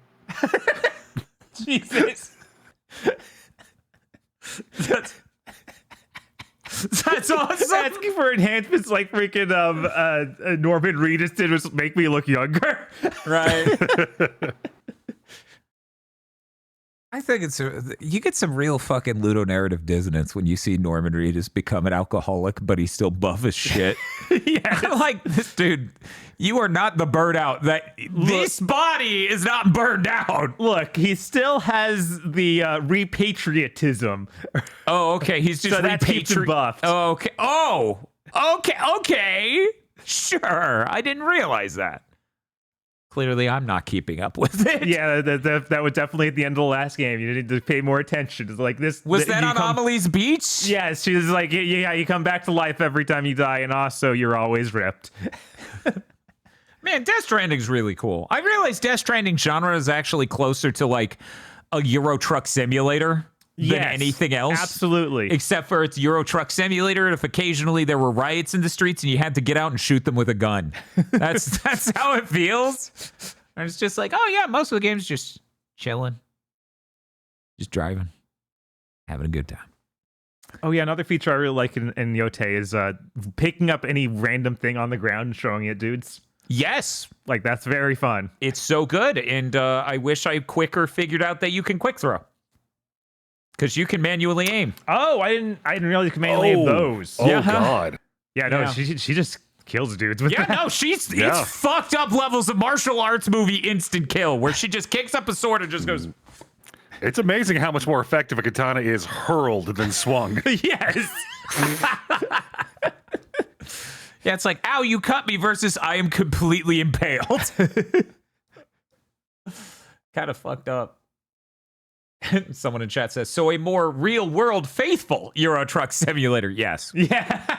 Exactly right. But I guess that's all I really have to say about Yote. I'm excited to play more of it. I definitely am craving to play more of it. I only went to stop because it was like, it's 7 a.m. I got to be ready for Big Think in a few hours. Yeah. Yeah, that's basically what happened with Death Stranding too, where I'd stop myself sometime around 4 and I'm like, I gotta not. I could really just stay up till 10 a.m. if I don't stop now. You excited for the free multiplayer update? Not really. Yeah, me neither. Yeah, it's like I'll check cool, it out when man. it comes out. Maybe I'll be wrong. Maybe I'll be like, holy shit. Did you play anything else? I did not have time to play anything else. Then we move to Dr. Aggro. Aggro, what have you been playing? I wrapped up The Outer Worlds 2, hashtag gifted by Xbox. Oh shit, 1 second. Hashtag gifted. I didn't know we were going here. I should have thrown it to this so I don't have to. Just write it again. It's No. okay, I could control Z enough to get there. That's right. The Outer Wilds 2. God damn it. Hashtag gifted by Xbox. Code given to us by Xbox. Xbox. Thank you, Uncle Phil. Aggro. I am really glad that I got a code for this game because I really enjoyed this game and I was not going to pay $70 for it. Would you have paid Completely 80? understandable stance. They were going to charge 80 for this at one point in That time. is so ridiculous. That's wild. They're Yeah. so fucking stupid. I have to imagine that everybody at Obsidian was like, no, we don't want that. We No. can crunch these numbers. That won't work. Stop trying to tank our company. I'm glad you enjoyed it. I'm glad we could get that code for it. Yeah, aside from a bunch of stuff on screen leaving smeary trails of pixelated noise because of the way the game is rendered. Hit the bell. Thank you, Unreal Engine. Oh no, we're still going. Yeah. There It got real bad later on when I got a couple of guns that had like a bunch of gold on them and like a swirly red effect, and that's just what the gun became. Just static. No, but luckily I got to the end of the game, and for anybody who tuned into the stream, I had taken a flaw early on where I had to level all of my skills equally. Yeah. So I had a 5 skill spread, and they all ended up at 18. But I was still able to end the final confrontation by telling the final boss to kill himself. Good. That's good. That's important. The single most important thing, frankly. And what's great was like this game is just an improvement over every system in the first game. This is the game the first game was pretending it was. It wasn't just I got to the boss and it was an option to use this skill to make him kill himself. It was this long multi-character negotiation where I don't want to push him too far. This two of the NPCs prepped me before going in. They're like, okay, maybe don't talk about this up front or he will get mad and his guards will shoot us. Maybe try this angle. So it was this huge multi-stage conversation where now you bring in this information and now you can use this skill and now you can throw it to that NPC and now you can be like, hey, this is all stuff you already know. Maybe you should kill yourself. It's like, fuck, you're right. That is the one weakness in the dialogue in this game where you come in with like the speech skill and somebody's like, fuck, I never thought about it that way. Sure, whatever you want. Yeah, that's sure like the big issue with all of these. Yeah, it's honestly really hard to write into a giant game. I mean, speech skills in games always just end up feeling like you Jedi mind tricked them. Mm-hmm. Like the Deus Ex, the modern Deus Ex games. Modern, the newest one's more than 10 years old. The more modern Deus Ex games tried to alleviate that a little bit by having, like, you get a little bit about their personality, and then you have to choose different approaches, not specific dialogue. But then you could get like the pheromone alteration that was just mind control.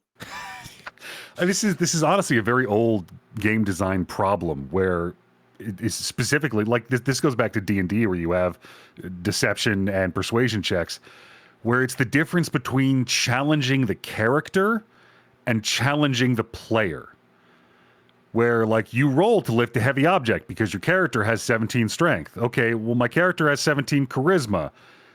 Do I, the player, now have to do all of the heavy lifting that is implied by my stats? That doesn't seem to make much sense. So you can't make the player do the speech check if the player doesn't have speech. That's why they're playing the video game, for the fantasy of being able to string 3 words together and convince someone and of make something. a billionaire kill themselves. Yes. Yeah, The I mean, ultimate that's the fantasy. joy. It got stronger as the game went on. I think I alluded to this on Blue Sky, that between the different planet biomes, the way the planet levels were sort of laid out, the architecture, the wacky guns you get, the very specific your spaceship, after you select from the menu, your spaceship flying toward the planet screen. I got serious Ratchet and Clank vibes, like big picture, out of a lot of this game. It kind of scratched that itch. That's Up good. to and including having a shrink ray. Of course. This is very important. Did it have a crotchetizer? I mean, I never really used a bunch of the melee weapons, but there were impact hammers and impact hammers that were loaded with shotgun shells. Okay. And one of the legendary weapons I got was basically a stick with a circular saw in the end. That's pretty good. The environment design in this game is huge.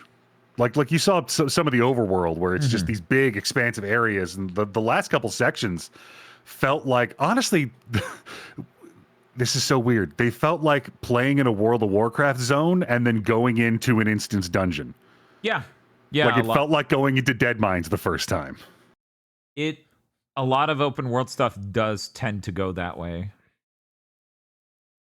Yote seamlessly handles that via the technology of, what if a slope had a bunch of rocks and thus you could never go up it?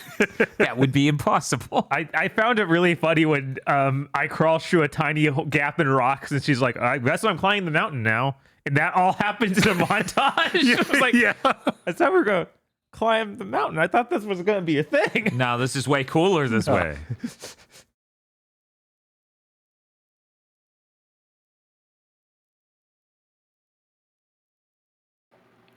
I had a sentence that I was going to say just flee Oh, okay. from my mind, because I was thinking of Atsu like triple fast forward running up the side of a mountain.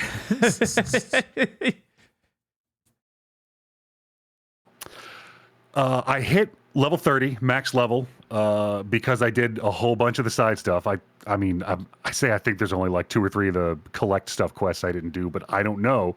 There's probably a bunch of quests I didn't find, because there are a bunch of quests where you just talk to random NPCs to start them without any indication or signposting. But I hit max level right before the last, like the last part of the game is basically 2 big chunk areas. Go accomplish this, and then here's the final dungeon.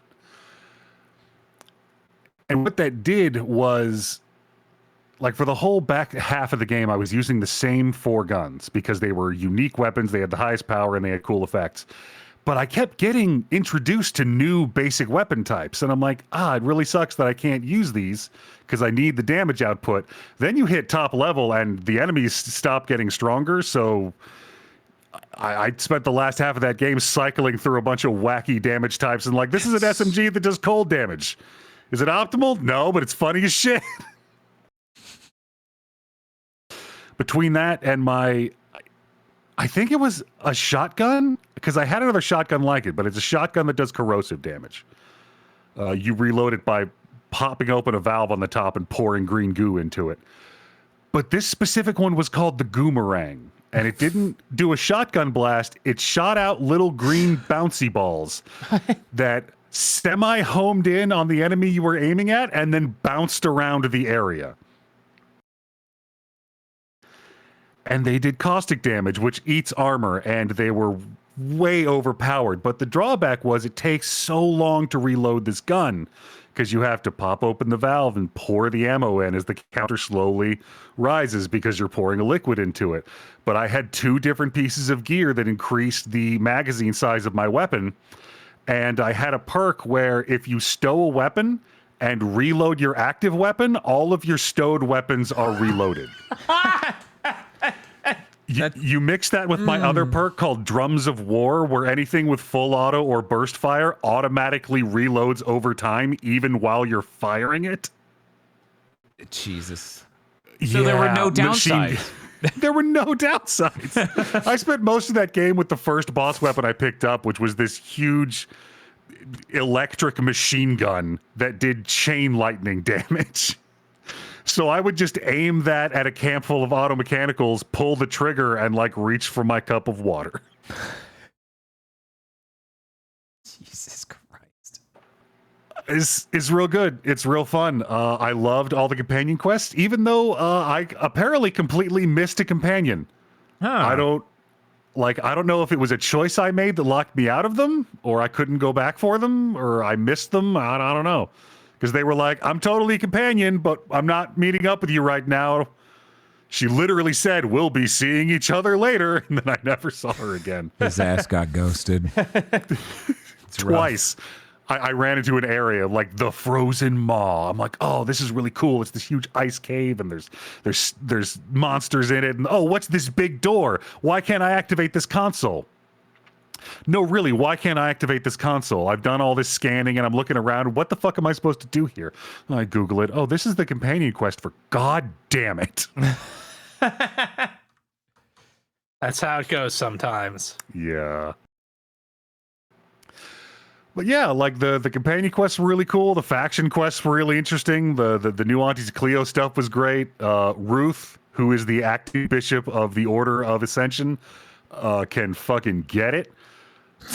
It's just a great game all around. Really cool weapons, really neat mission design, a lot of cool system interaction in the overworld. It's a good time. Shouldn't be $70. Can't believe somebody was going to charge $80 for it. Yeah. Maybe shouldn't be a smeary mess visually. It's okay. We'll fix it next gen. Will you come back and fix it? No. No. We're just going to assume it'll work itself out.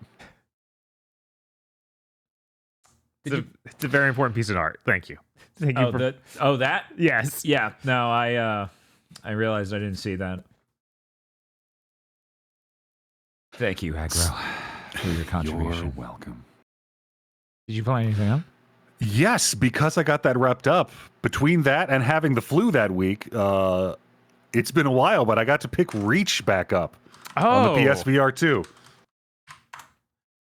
Reach. I remember being kind of iffy on this one before, and I thought maybe. Go back in with a fresh set of eyes.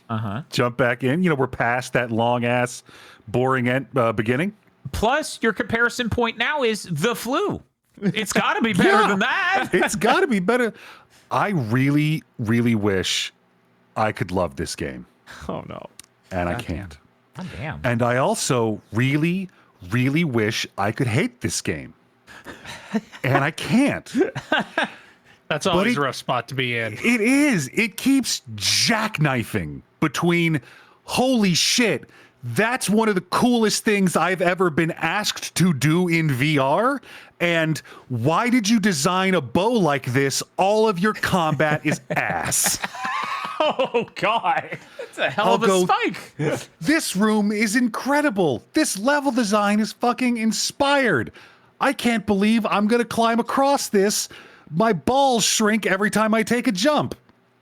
And then 5 minutes later, who the fuck was asleep at the wheel for this? What do you expect me to be doing right now?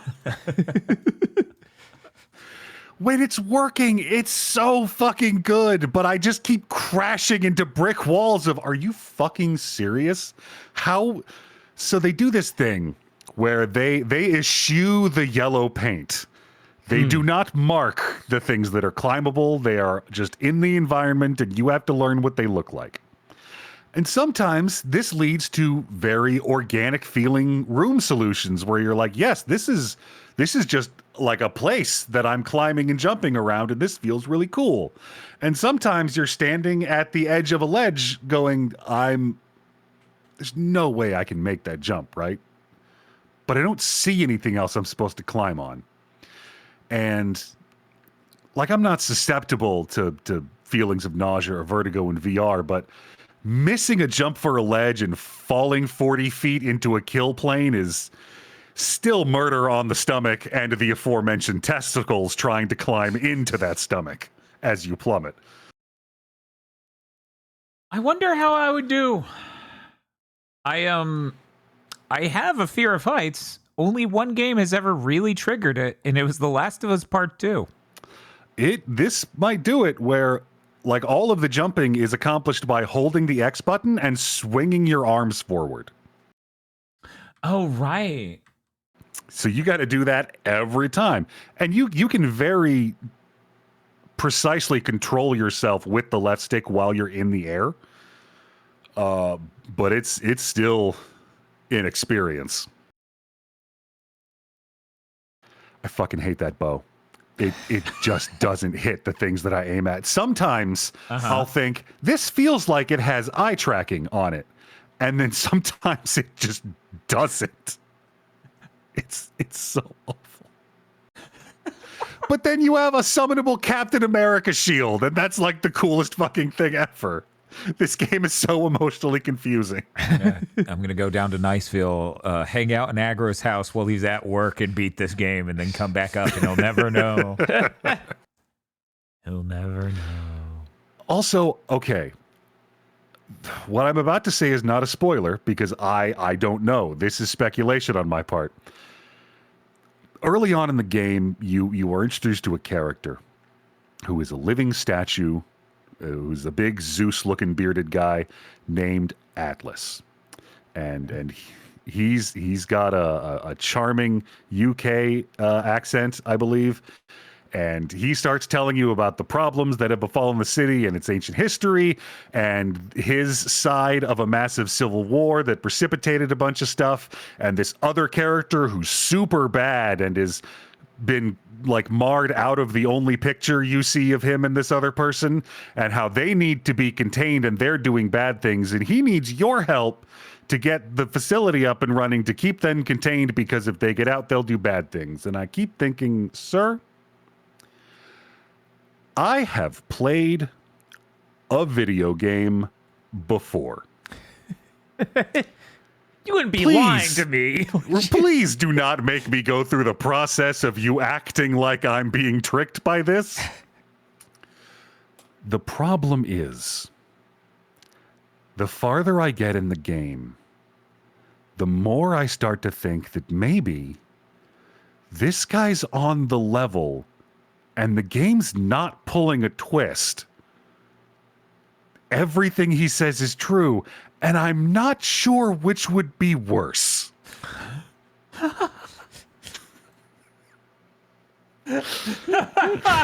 You're like, I'm kind of in hell right now. So no matter if the balance of the horrible, terrible moments and the amazing, rapturous heights, even if that slips and the game becomes an unbearable slog, I have to finish it. I have to know how this shakes out. I'm so sorry. I cannot believe I am being so completely worked by what is either the most milquetoast, straightforward plot imaginable or the most obvious villain betrayal possible. Neither option makes me come out at the end feeling smart. I just need it to be over. It's a great thing to feel.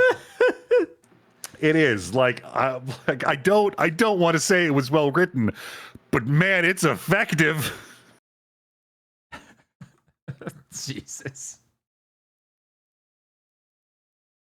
Should get its own Game of the Year category, basically, with that level of energy going on here.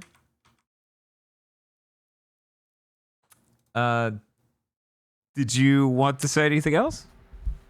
I did want to specifically point out one room that I spent 15 minutes in today. Okay. Because there are pads you can stand on in this game and jump, and they will fling you to a predetermined spot. They are jump pads. I walked into a room that just had a ledge, a jump pad, and a distant platform. The jump pad was pointed sideways, and it would fling me up onto a wall upon which there were climbable surfaces.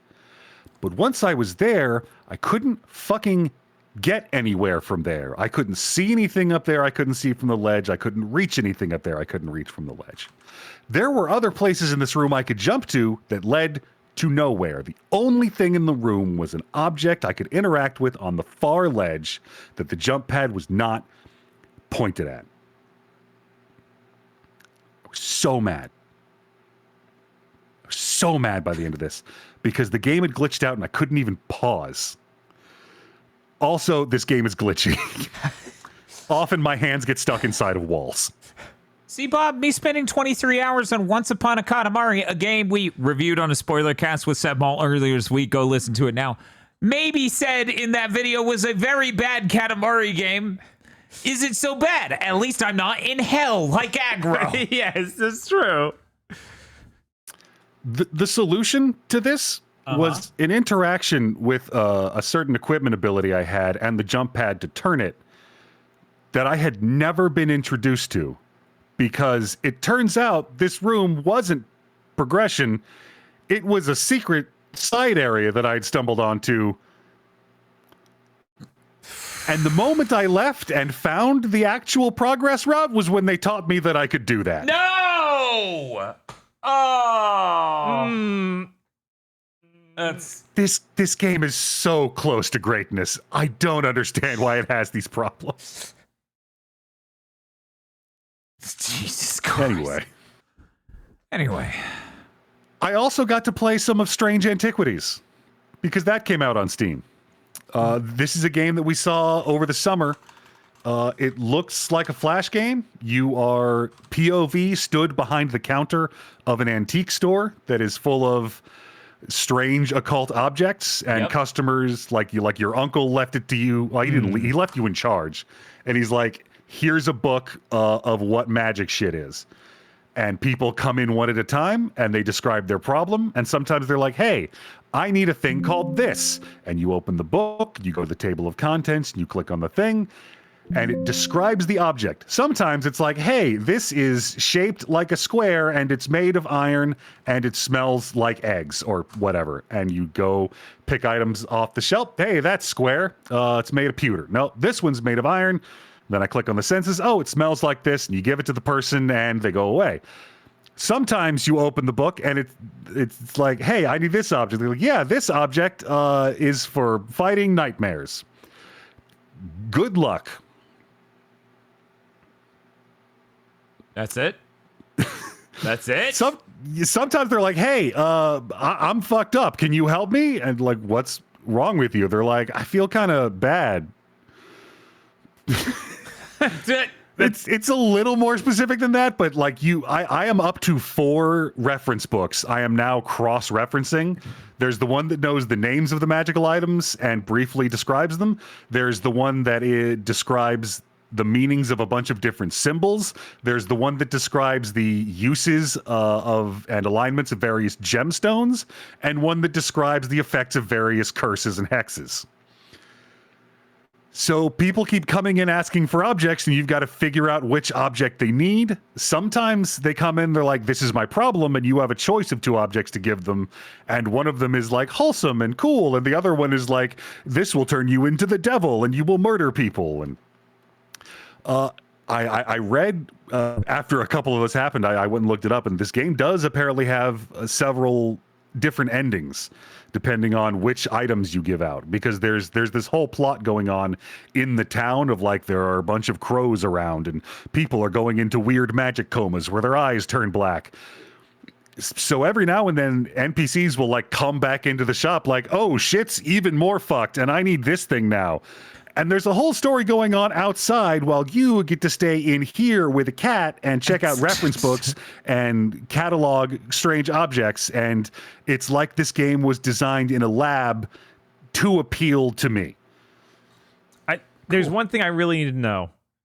Mm-hmm. Are you on a timer as you have to figure out these items? No, you can take as long as you want. All right. It was like, okay. The customers come in one at a time. And like this screenshot you're looking at, you have additional shelving to the left and to the right. You can go down and you have this table that did nothing for the first 10 days. I finally was able to turn it on and figure out what it did. There are various drawers. You get a map of the town and you don't see it happening, but like every new day that starts, you get you have a dream. There's a vision and you get a tarot card looking thing that vaguely describes an area in the city, and you have to figure out what they're talking about and then click on it. And I went there and I found a cool thing and I brought it back to the shop and now it goes in the shelf. Huh. Yeah, it's really, really cool. It is a very focused, interesting, mechanics supporting the theme back and forth kind of experience. I am digging the hell out of it. Dope. That's Strange Antiquities, if anyone's curious. Yes. It is the sequel, sort of, to a game called, I think, Strange Horticulture. I've heard of that game, yeah. Yeah, it's a plant word. That shop is actually also in this town. It shows up on the city map. Oh shit. Yeah. So I definitely I keep trying to think what is that like? Because you've got a bunch of weird random magic objects in this game, and that makes sense. How many fucked up magic plants are there? That's a broad swath of a specific category. That sounds cool. Someone's like, hey, I need willow's bark for my headache. And the next person's like, hey, I need the devil fucks you plants to do something completely wholesome. Oh, yeah? To my estranged niece. Okay. I've never heard of it being used for that before, but okay. Actually, the last thing that I had to do was there's a doctor character that had come in a few times. And she was like, hey, I need this thing to help with the shit that's bad. Also, my sister's crazy and thinks that someone she already doesn't like is responsible for this. If she comes in here, don't give her anything dangerous. And the next day she comes in like, yo, I know who's doing this. I need a murder rock. No, there's a 3-day waiting period on a murder rock. Yeah, right? Sorry, my hands are tied. This is state regulation here. I'm gonna need you to fill out these forms, come back in 3 to 4 days, and maybe you can get a murder rock. It is really great that it's not like people walking in going, I don't know if I believe it. No, all of the magic shit works. Like everyone knows that it works. They're down with it. I feel a little bad for the people who come in. They're like, oh, where's your uncle? Oh, you're in charge. Okay. I have this very serious problem. I need a magic thing to fix. And you're like, dope. I am on it. And then in front of the customer standing at the counter, you start pulling out the reference books to be like, what the fuck is he talking about? Yeah, it's not a big confidence boost, no.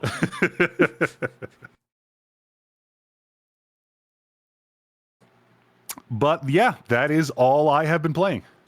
Go to a fast food place and the cook's in the back reading how to not poison customers. Yes. Like potato. Okay, it's a root vegetable. It's brown and it smells like starch. Let's see. Radish. Fuck, no. A fucking stovetop fire going at the same time.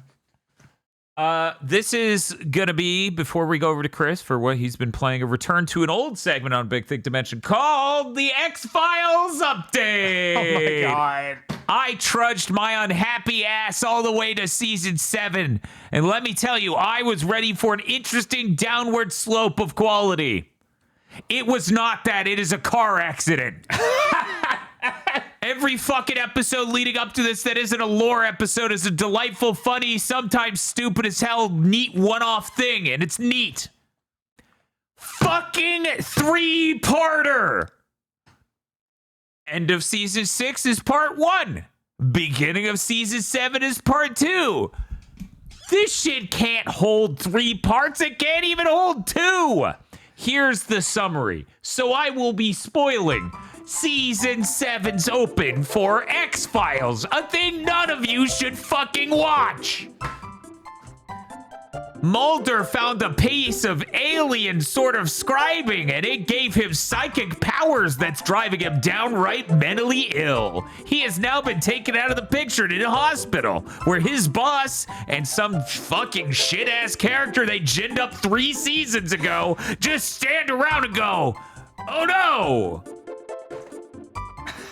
My God. They shoot him up with the drugs to slow down his brain because his brain's too smart and it makes him not respond well. And when he takes the drug, he's just like, the aliens did this. And then they're like, okay, we're gonna do the test from Ghostbusters, but to make sure that the audience knows we know that it's from Ghostbusters, Mulder, you make a reference to Ghostbusters. He then does the test from called Ghostbusters. writing, Dan. Scully spends all this time on a fucking beach where the worst special effects shot in fucking X-Files history, 480i low-res edits some giant rock into the water because they couldn't make a big rock with writing on it. This thing is in Africa, so it's white woman adventures in the African nation. And she hangs out and doesn't speak their language. One of the ladies speaks English. A white guy from the part 1 episode. So part 2 doesn't even pick up well for part 1 because the guy in part 1's like, I will kill people to hide evidence that this is real. And then in part 2, he's like, hey, what's up? I want to be here for the discovery of the century. And they're like, oh, okay, even though I just saw you kill a person. Okay. Okay, sure. And then they just sort of let him be a part of it. And then he tries to kill them. What? And I assume because it's a 2-parter like this, Mulder is no longer in it after part 1. No, he's in part 2 because they're drugging him and having fun. Okay. But he's not the main story. The main story is Scully sitting on a beach being like, oh my God, this writing is from the Bible. And then the big reveal of the end of part 2. Oh my God, this writing's from the Torah. This is the worst it's ever been. Have they introduced new guy yet? No. For people who don't know what's going to happen in season 7, which I already know, they're going to get rid of David Duchovny entirely. So him being mentally enfeebled by becoming psychic because he picked up a stone that had a verse from the Bible in it in Navajo writing that they found in Africa. Sure. What part of JoJo is this? How dare you? Is that piece of rock having that verse from the Bible in Navajo writing as it was discovered in Africa was enough to drive him insane, and he will exit the show abruptly from the insane asylum, which is a hospital, and then they do their favorite thing to do in X-Files. Somebody goes missing from their hospital room. This has happened at least 6 different times, and every time they're like, how could you let someone go missing? Okay, so I don't want to say this definitively, but I'm pretty confident. Yeah. That there is not a Stargate SG-1 episode stupider than that. I don't doubt it, dude. This was awful. Well, that's good, because Stargate SG-1's apparently coming back. Oh, Yeah, we're it doing sure it is. again? Yes. Yeah, it'll probably be bad because it'll just be like 12 episodes and try to tell an entire story instead of having weird episode one-offs. Mm-hmm. Apparently does have some of the writers from the original show, so that's neat. That's neat.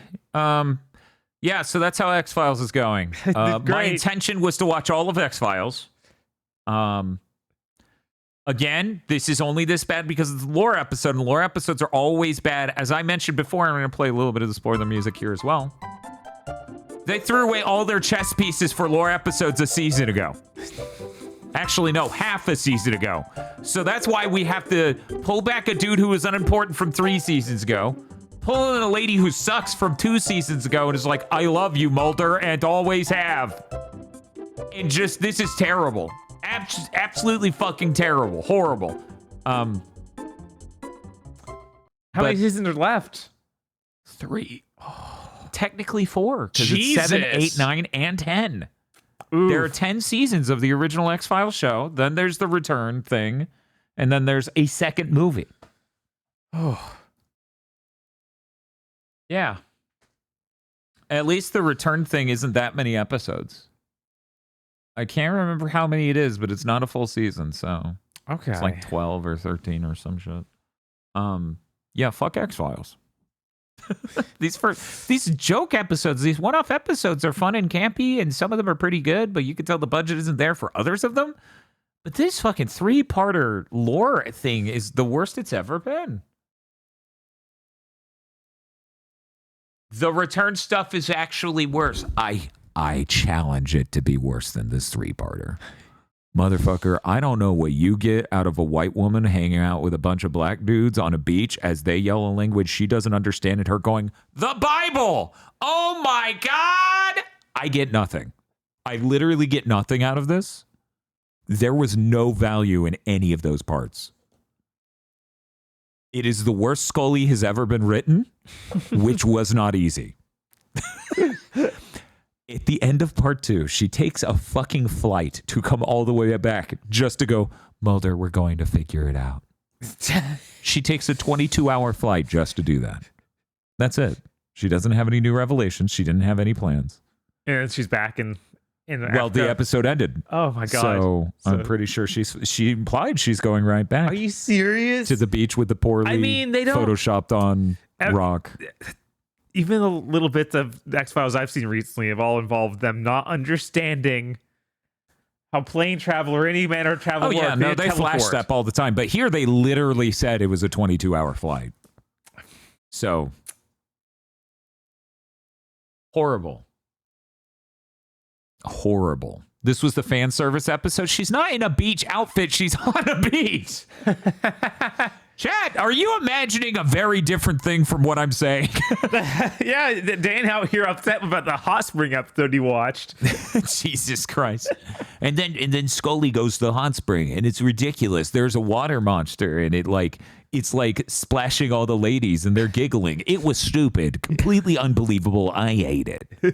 What a stupid show. Who would be into this? Anyways, fuck X-Files. We're moving on. Hey, Chris, what have you been playing? So I played a bunch more 100-line Last Defense Academy. I'm going down I guess it's the game that splits into like greater paths and then lesser paths split off from those. Mm-hmm. So I don't have a lot I can talk about.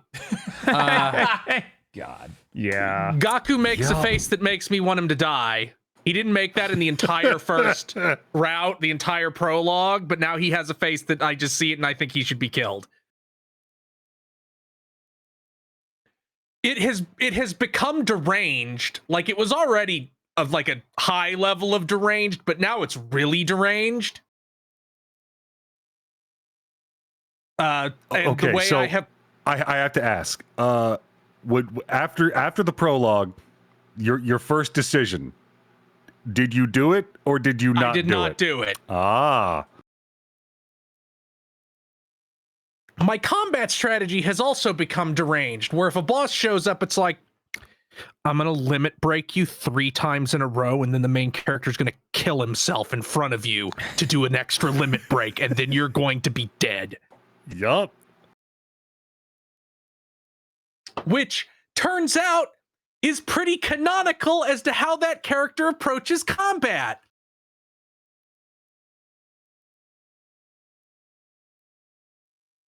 I had to, something happened, I had to immediately go to and add it to the plan of the year category. Yup. Okay, this is the first. That thing that Aggro just asked about, which did you choose, Aggro? Oh, I fucking did it. Okay. I have no idea what it is, but I'm too curious. This is the first game I have ever played where a major antagonist, not one of the 4 kings, not a jobber, not even the rival, but a primary antagonist just keep showing up on my lawn and calling me a bitch. It's so good. It's like every day. They're just like, come out and fight me. You won't. You won't. It's like, it was 2 days ago I sent you packing. Can you get lost? Or at least have the courtesy to die. Yeah, except imagine if it wasn't Kuwabara, it was Toguro. Yeah. Like if it was fucking Shinsui standing outside the schoolyard every day ready to harass Yusuke.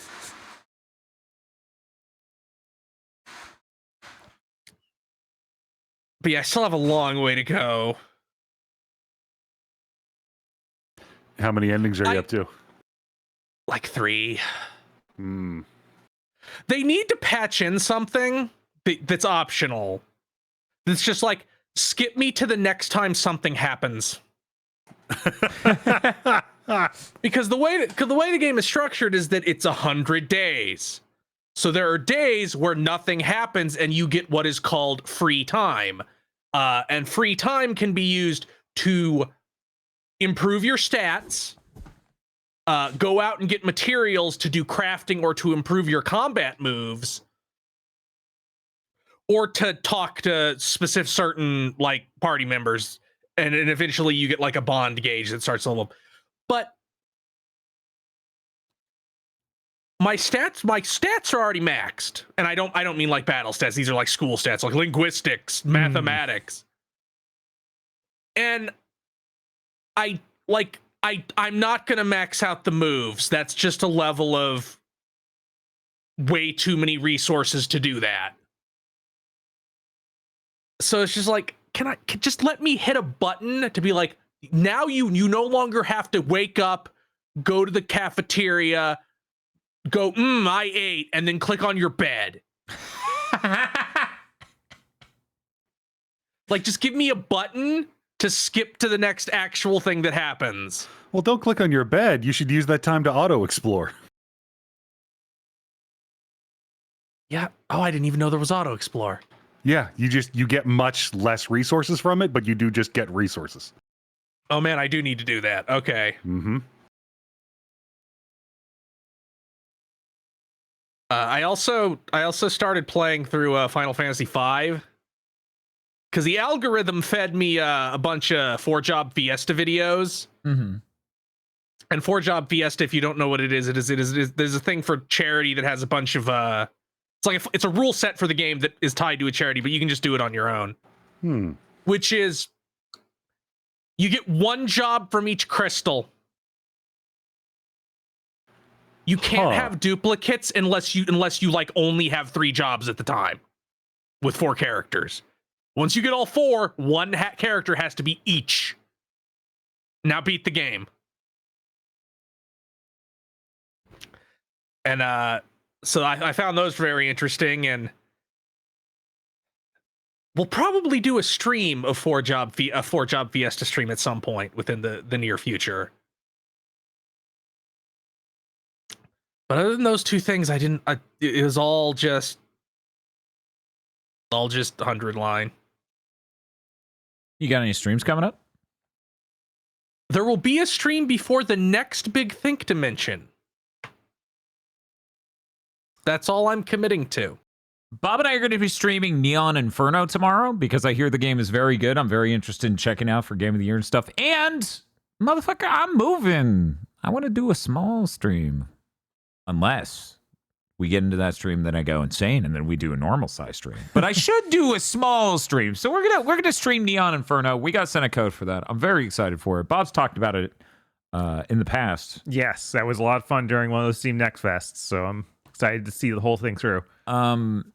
It's funny. I actually completely broke down the GigaBoots storage room because there was a room in this place that was just for storage. And basically what happened is, since I always knew, like, we're going to move after like a year of being here, and that just slipped, I never really bought all the furniture to store and organize and make all that pretty.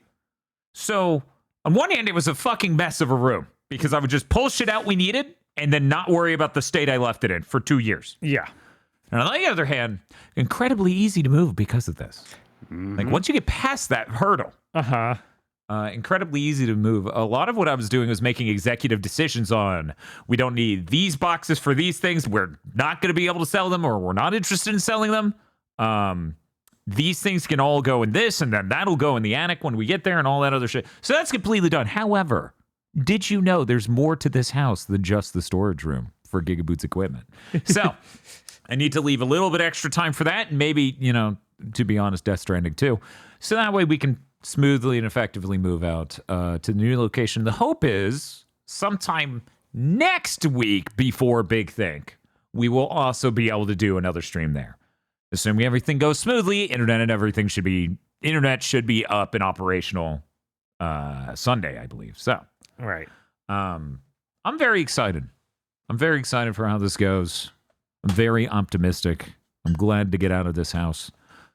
I swear to God, there is a bag in this home with every shitty light bulb I moved in and they had, because I replaced them all with my good quality light bulbs. Yeah. And now I'm going to put them all back in, and I swear 2/3 of them don't even work. They just had a bunch of dead light bulbs in this house. That sounds right, yeah. Yeah, you're looking at this house, so you know. Mm-hmm. So it's going to be really funny when I go, yeah, those are light bulbs that were here when I moved in. Maybe you should have fully stocked that. Yeah, maybe. Maybe, is there going to be a Big Think to mention next week? Fun fact, no. There should be a stream for Black Friday, so please be excited. But no, there will be no Big Think to mention next week because we will be too full of turkey and too eepy. So please be excited for the Black Friday stream. I hope you all have a lovely Thanksgiving. You know who is definitely going to have a lovely Thanksgiving? Or else I'm a liar. Public. Oh, okay, that's it. Shit. Oh. The Pod Lords Pod love Lords. turkey. Yes, that's right. The Pod Lords. Pod Lords such as BN12, Red Blaze 27, Suzu Shiro, Rado, WTF Spider-Man, Mr. I Like Spam, Muck Bun, Shiny Mew. Oh, no. That's not Mew. That's a different shiny. Chris C, Cooper Tank, that yellow paint you see in video games. Oh, it's the dude from Metroid Prime 4. God damn it, God. No! Explains why I was like Rick Moranis. I know! I also legitimately thought this was Rick Moranis! Funny, I highlighted the progression pack. God damn it! Indigo Sykes. GameStop says trade in anything you say. This is for a dog, I swear. Foul this guy. I feel like something. Is this a Death Stranding monster? Right? Is this supposed to be one of the armor dogs, like the sword and shield dogs? This is Rattata. Top percentile, by the way. Yes. Not to brag.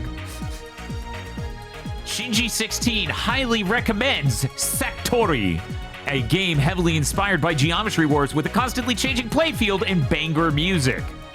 Did you hear about this? No, I'm glad that they wrote out the actual title because I cannot read that. that's a nightmare. The logo's awful. It's apparently Housemarque people. Oh, neat. Former Housemarque people. Weird that people who were at Housemarque are no longer at I might Housemarque. want to make a game like that. Weird. That is strange. A scientist that has discovered raccoons are now showing early signs of domestication. We're winning. Sarah Lean, Timothy Pfister, hashtag look outside sweep, hashtag Goaty, hashtag play look outside. I bought it. I did it will get play it nominated a before. No. Bearded Joe. Finally Finally at the Brosnan era in Bond rewatch.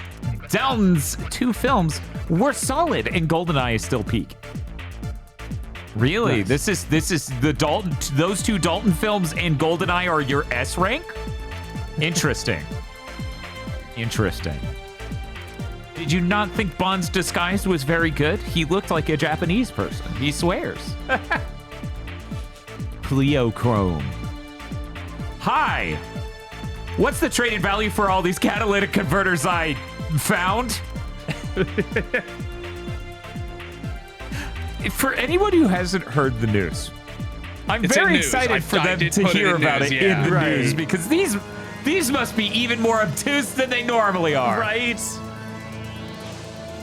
The Sword Master's son is peak to me, especially because of this furball here that's the size of a van. They're too precious. The Swordsmaster's son is like peak Grognard, like, here's our series about becoming strong. Beowulf is on his way to trade in Grendel's skull.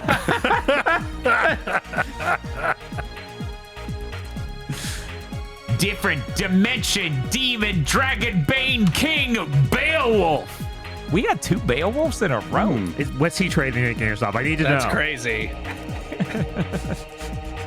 When I ask how Microsoft's email service is,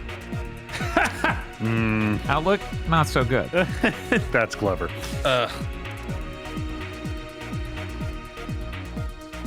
Good to see him back in great health. Let's sing him his song. Aggro, aggro, aggro, aggro. I appear to love being strong. Yeah, that sure is a manimal. This Podlord's art is making me dizzy.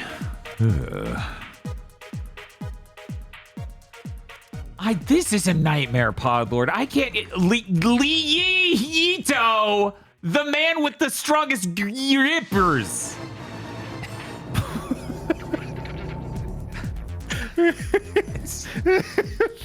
That guy has really strong. That guy has really strong fingertips, so he can cut you with them as if his fingertips are claws. Jesus. That's his gimmick. So The speech bubble really makes it. Yeah. Cryptid bird. Digital basic. Error. They're very cute. Dewfort. I fucking love him. He's so goddamn funny. This Podlord is proud to spell partisan with a Z. Aggro thoughts. I'm not certain. Aggro dog whistle. No. No, I can't even do those as a joke anymore.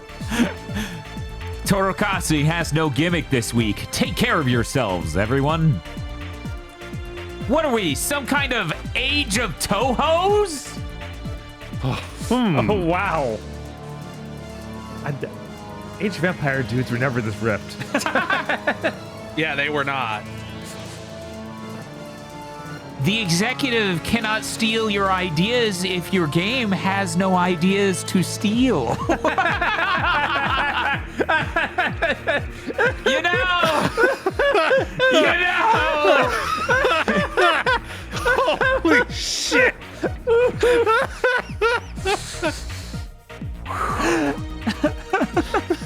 The green blood is real nice. Yeah. I have hired this Larry from Leisure Suit Larry Bob to stare. I don't. I don't. That might be the worst one. That is not a good Larry. Thank you very much to most of our podlords. Thank you, Podlords. Thank you most of our Thank you, podlords. And if you'd like to become a podlord, you can go to our Patreon at patreon.com/gbpodcast. For as little as $5 a month, you get access to many benefits such as early access to Chugging Bleach, extended gamer premonitions, and armchair devs content when such content exists to be given to you. An entire movie called Isolation 119, a full feature-length film only available on our Patreon about a man going to Thailand to get a tax write-off on his vacation to Thailand. You also get a patron-funded show one a month, either a public show where we watch some horrible dog shit and patrons get a commentary track, or a private show where we watch something actually good that patrons get to vote upon and then discuss it in a round table format. That is patreon.com/GB podcast. And if you don't have any money, it always helps us immensely to spread the word. Tell your friends, rate us on Thursdays, rate us with a T on your podcasting app of choice, and leave a comment and subscribe if you listen on YouTube right now. Patreon.com/GB podcast. Bob, if we just leave, we'll never come out of this segment and we never have to cover anything. Did you know that? I mean, I guess that's technically true. It's true. I don't have to hit the button that gets us there.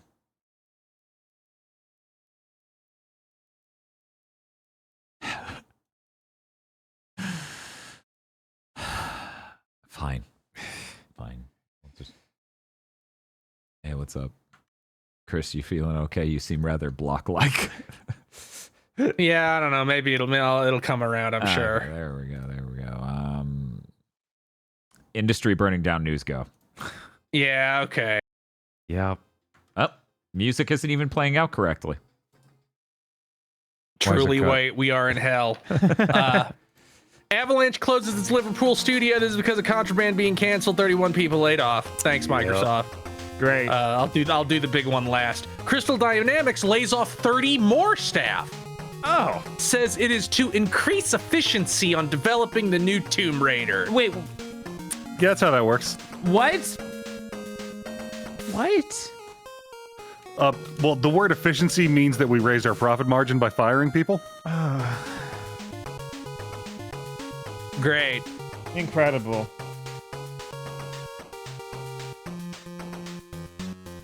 And the big one, Krafton CEO, to catch people up on the story, Krafton purchased the developers of Subnautica, and with an agreement to make for a big payout if certain bonuses were met. I mean, if certain sales goals were met. Krafton's CEO then forcibly delayed Subnautica 2, and when the studio tried to rebel, they fired the leadership, claiming they were fucking up Subnautica 2 somehow, or this was cause. To which they later changed the story to, they had leaked something. Hey, that sure is a fucking popular trend. thing. Yeah, it sure is a fucking trend. It's almost because it's fucking impossible to prove. Uh-huh. Man. Anyway, allegedly in new filings, the Krafton CEO asked ChatGPT to help him find a way out of paying these bonuses. My brother in Christ, you need to do that thing ChatGPT keeps telling people to do. You need to do that thing the Onion says Larry Summers is gonna do. He wanted to avoid the professional embarrassment of being seen as a pushover by paying people what they agreed.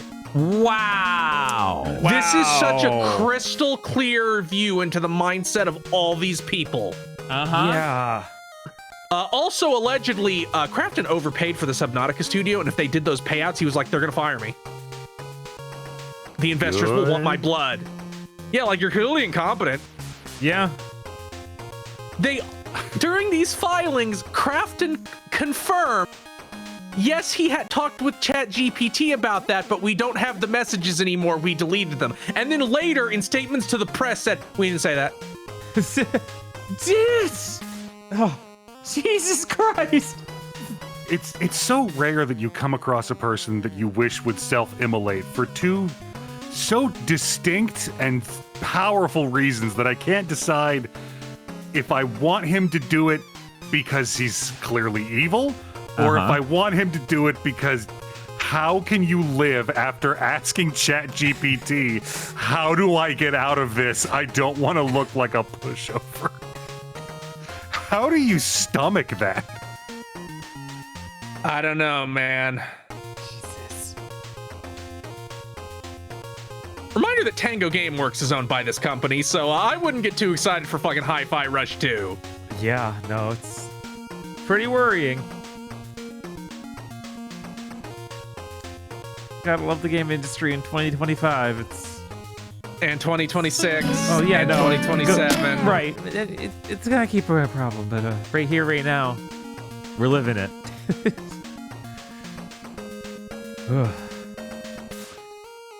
But that gets us out of that segment. I could put out the flames. Sure does. For anyone who's curious what the hell that sound was just now, that was me trying to download the song that we use for the Industry Burning Down segment because YouTube refuses to not make a playlist and refuses to loop the song no matter how many times I change the URL I'm entering. And then the website that let me download the music decided to play a very loud sound as I downloaded the music. Not any sooner, not as a random pop-up. It brought me to a new page and decided to play a really loud sound to congratulate me on download. So anyways, sorry about that. I just can't win.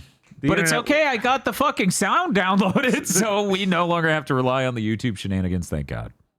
Now, if I could just repair the Stream Deck to properly trigger the person on the flames in the person for this segment, then we'll all be good.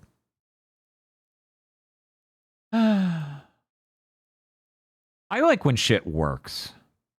Oh, oof. That's a lot to ask here in 2025. I'm sorry. It's not something we do anymore, especially not on this Windows operating system. Well, you know, I figure it's worth talking about some other new hardware where shit might work on it.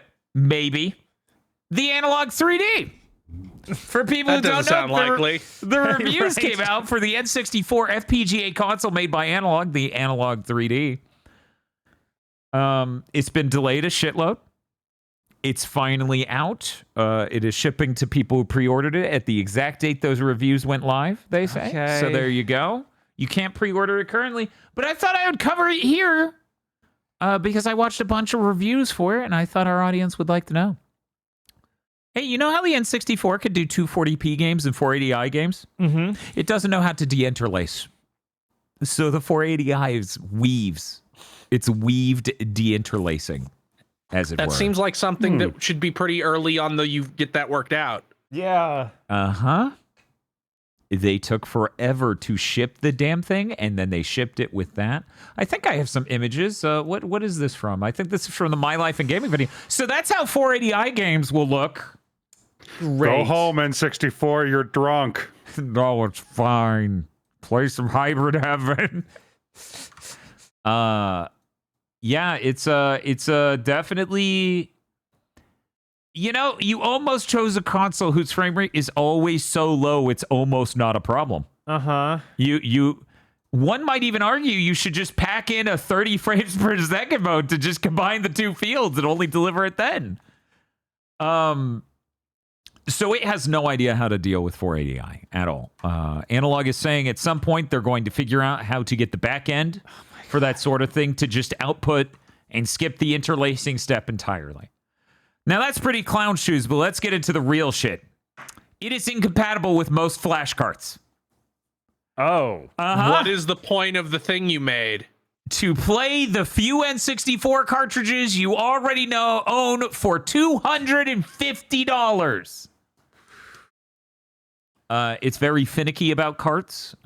In fact, to the point where it comes with 2 cart cleaners. Are you serious? Yes. What? Is there some secret way to load them on an SD card? Not yet. Oh my God. I assume at some point. They have 2 modes. This is so funny. It's so funny because when I describe this, you may not immediately figure out what's wrong. So you can set it for one of 2 modes. Either you have a rumble pack or a memory pack in your controller. Okay. You get to select between those 2 things. Wouldn't you know it, some N64 games do not work with a rumble pack plugged in. Yeah. Which means when you plug in your copy of Blast Core with a save on the cartridge, you will never, ever be able to access that save on the cartridge because it will be accessing the saves on the virtual memory pack instead. And if you boot it with the rumble pack in, it'll crash.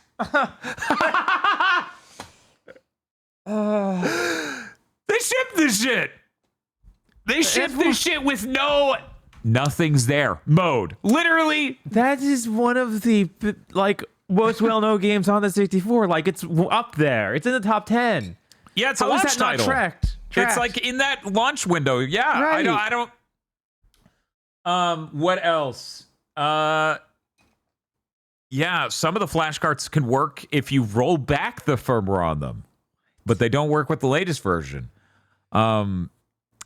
Yeah, no, there are some neat features with this device, but as it is right now, I'm going to say don't get it. Just literally don't. Incompatibility with flash cards enough is a deal killer, because what the fuck are you doing? Buying a $250 FPGA console and then being like, now's a great time to start an N64 collection. No. A great time to start an N64 collection was exactly 25 years ago. Yeah. When no one gave a shit. And those cards were cheap. Now? Fucking nightmare. Maybe it will get cracked by some mysterious third party to play games off of the SD card. But even still, it's clearly not done. Does it solve a problem some of the other analog consoles have had of like they made the slot for the cartridge? They did make it snug. They made it slightly too snug. It doesn't. So it sounds like it doesn't scratch them up. But we already have reviewers talking about how it's too tight of a port and it's a little hard to get some in. How did they keep messing this up in the same way? I don't know. It is fucking confounding. Bro, the Mr. Core for the N64 is really great. Just get a Mr. This thing does upscale to 4K, but I swear to you, you are way better off just getting a Mr. and then getting an upscaler if you really need it to go all the way to 4K. Because you can do analog out from Mr. if you get a Mr. with an analog out. That's what we do. I don't use the direct HDMI. I just use our fucking RetroTink 4K and a Mr. And it looks great on the TV. It would cost so much to get $250 consoles for each of these systems. I know, because we did that. Yeah. We got the original systems and then got them modded and built this collection. And then the Mr. came out and I'm like, I'm never going to use these again, am I? And by and large, no. I'll hook the Mr. up to that CRT over there. Yep. That's it. So if you have a decent N64 real cart collection and you got one of these consoles, I hope you have a good time with it. All I'm telling people is it's not done. Don't get one now, even if you can get one. Wait to see if they can fix the 480i problem. It does have overclocking modes. So you can run your games at higher clock rates so that way the frame rates improve. You know, the number one thing the N64 needs is to not run like shit. Right. So it's cool seeing some games do well with that and other games not do well with that because they weren't designed to run at those clock rates. For some reason, analog went the other direction and they're no longer doing the analog OS thing, the Pocket OS thing. Oh, no? Yeah, you can't just run those cores on this. What? Only the analog Pocket does that. Why would you not goofy. have that? Probably because they want to sell you a billion consoles and they didn't think they could get away with selling you a billion different portables. Just buy a Mister. Yeah, no, the analog Pocket makes sense because it's portable. There's really very little reason to buy an analog console. Like the only reason, like unless you need to put a physical cart for your dick to get up, just get a Mister. Yeah, that's the only reason you should get it. If you have erectile dysfunction and you're convinced the N64 cartridge going in the slot will do it for you, like that'll cure you, then do it for that. Moving on. While we were live, MiHoYo announced an Unreal Engine 5 action game that is open world and has obvious influences from the game Control because you are playing cop girls who fight weird cryptids that are extra dimensional. Okay. I mean, it makes sense that they'd want to move off Unity. It does. You do this really cool thing where you rip the cryptid soul out of them and karate chop it, and then they die, and that's your stealth attack. That's pretty great. Let me see what other images I got here. I grabbed a few from watching it. I was watching this earlier in Big Thing. I wonder if this is going to be like they already have 3, and we've gotten internals where they're like, yeah, these eat each other. But it's still an open world thing. It's a massive fucking open world. They released it's them trying to do the GTA thing. Yeah, they're also doing Ananta. Yeah. Okay, I can see them hitting that angle and doing because I assume they'll dominate the market for that one too, but also, like Chris is saying, all of these eat into each other. There is a team of 3 girls. One of them has pink hair, dresses like this, and swings a giant fucking ball and chain. That's really Dope. good. Yeah, it's a good design choice. It's a good design choice. They uploaded a 31-minute trailer that is gameplay. So it's just, again, they drove all the fucking way to the place where this is happening in the game. Uh-huh. It's a long drive. It's like multiple minutes, and I'm like, Jesus, they're just driving, and driving and driving. You drive like a vintage-looking police car, which I believe was in.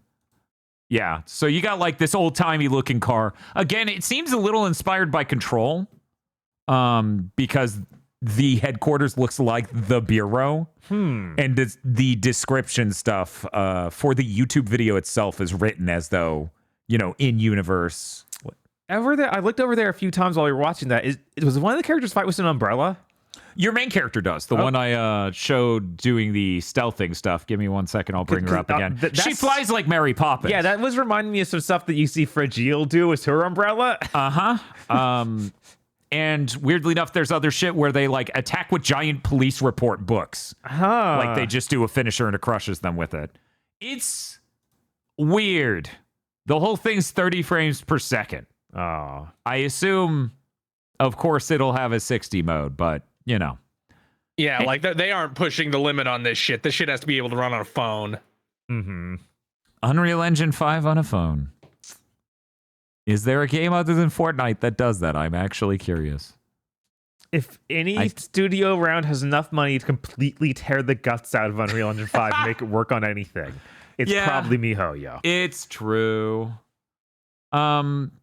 But yeah, no, that's what's up with that. The game, I'm gonna have to look at the document to say its name again correctly.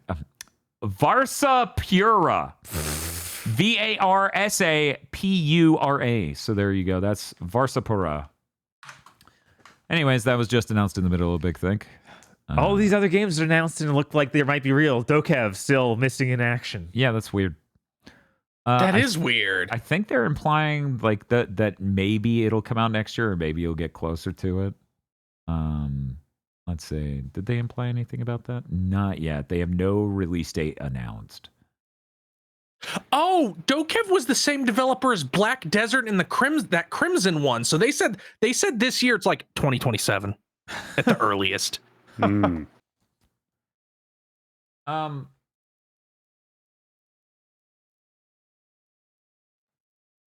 This is strange, Bob. What's up? Some people have some theories about how the weird vertical bathtub works and what its purpose is.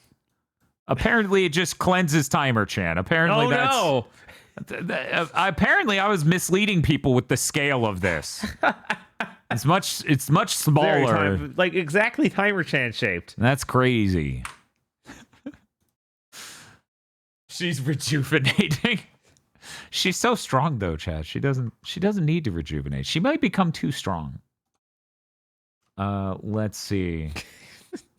What's up? I was thinking the Norman Reedus shower scenes from Death Stranding, but he wouldn't even fit in this thing. That is true. That is true. We're gonna go to Bob for news. Do we want to go right into the Game Awards? Okay. The Game Awards nominees have been announced. Wow. We aren't going to go through all of them. That's a ton of things. It is so much. And they're Game Awards nominees. So yeah, who really whatever. Cares? Important things, though.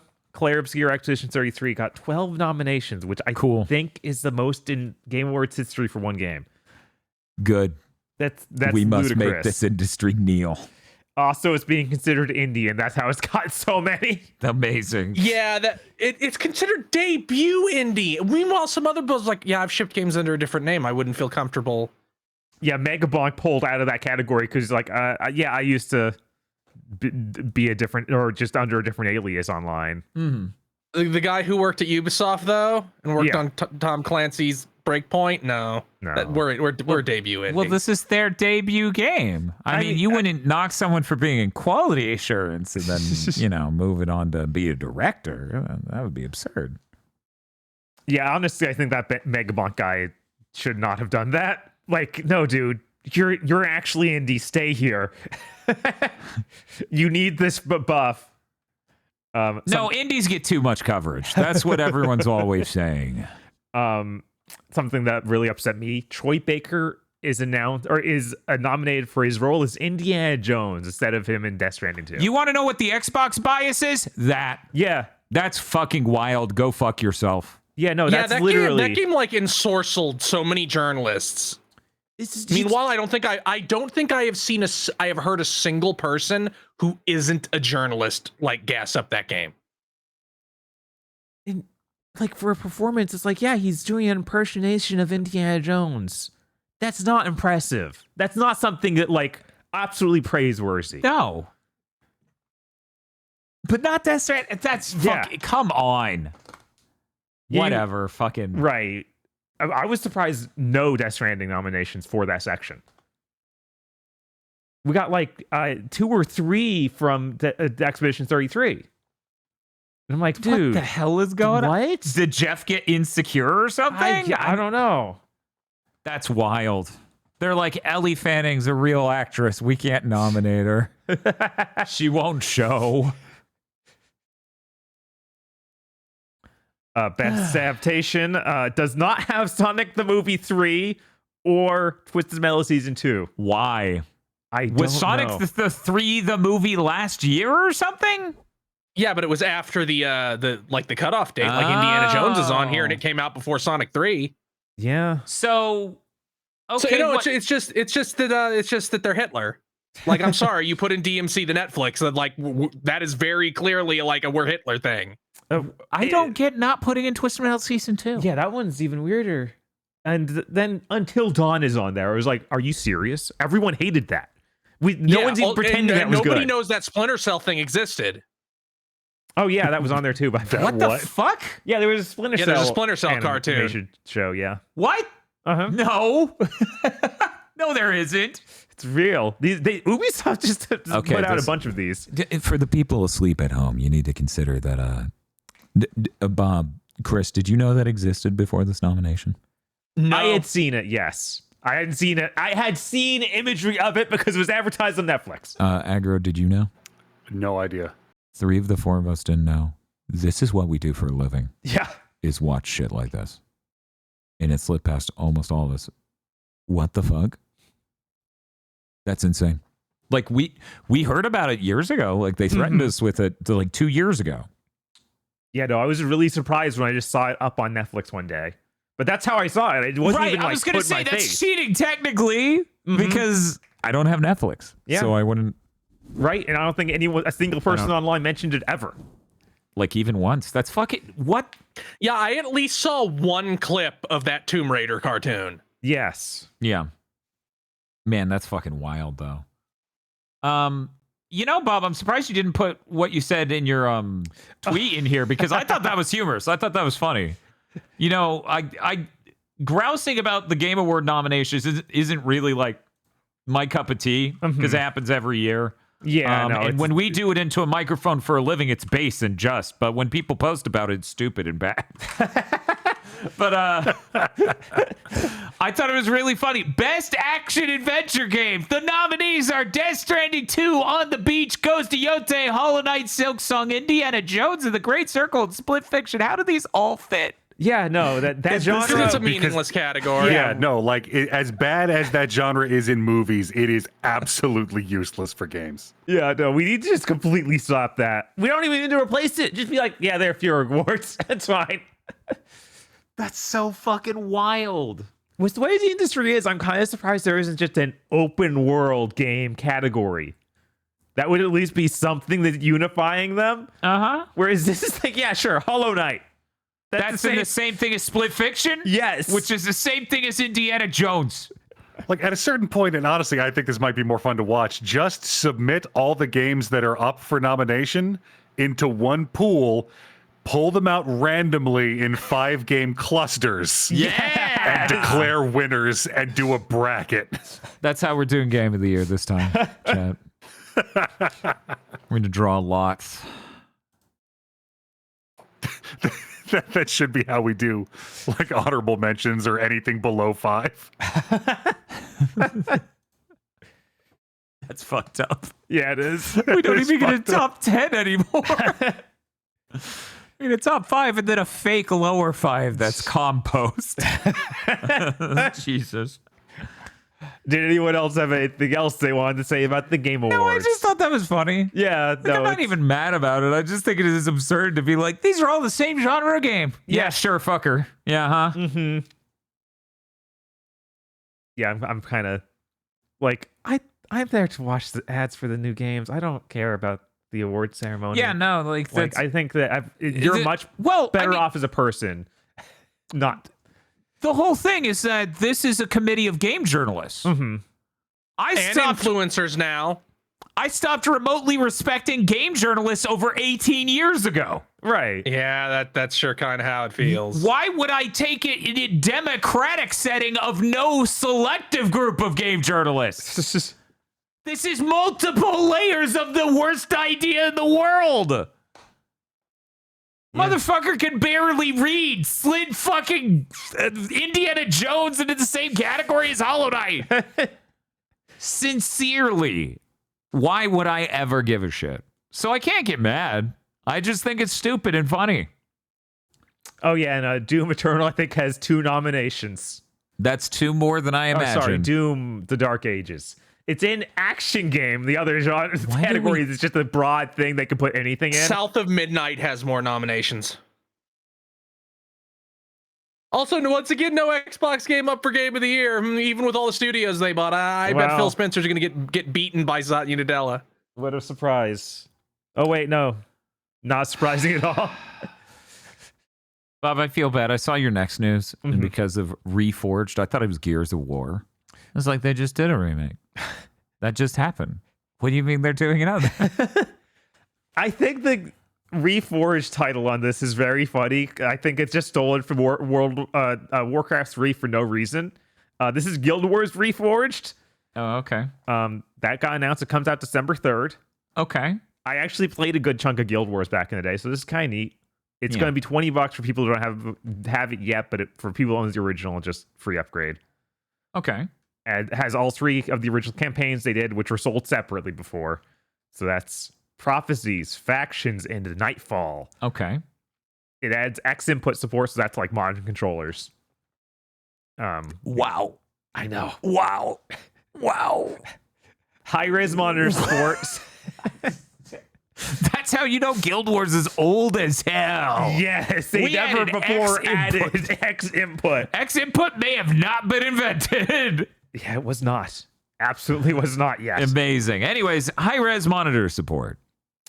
HD skill icons, which you kind of need. Like, you don't want those to be up-resed. You don't know that? They'll look real bad. Yes, I do. A new quest tracker. This didn't have like a tracker you could see in the world. That was real common for the time. World of Warcraft didn't have that till like 2009, 2010. Mm-hmm. My favorite. Enhanced bloom. Ooh.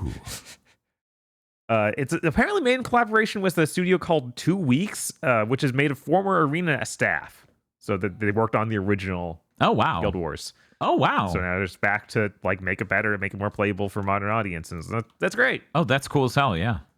No, that's awesome. Again, I played a good bit of Guild Wars back in the day. I don't think Reforged makes any sense other than, Warcraft 3 Reforged is a thing. Like, no other way would you come to this exact word choice. You forge weapons.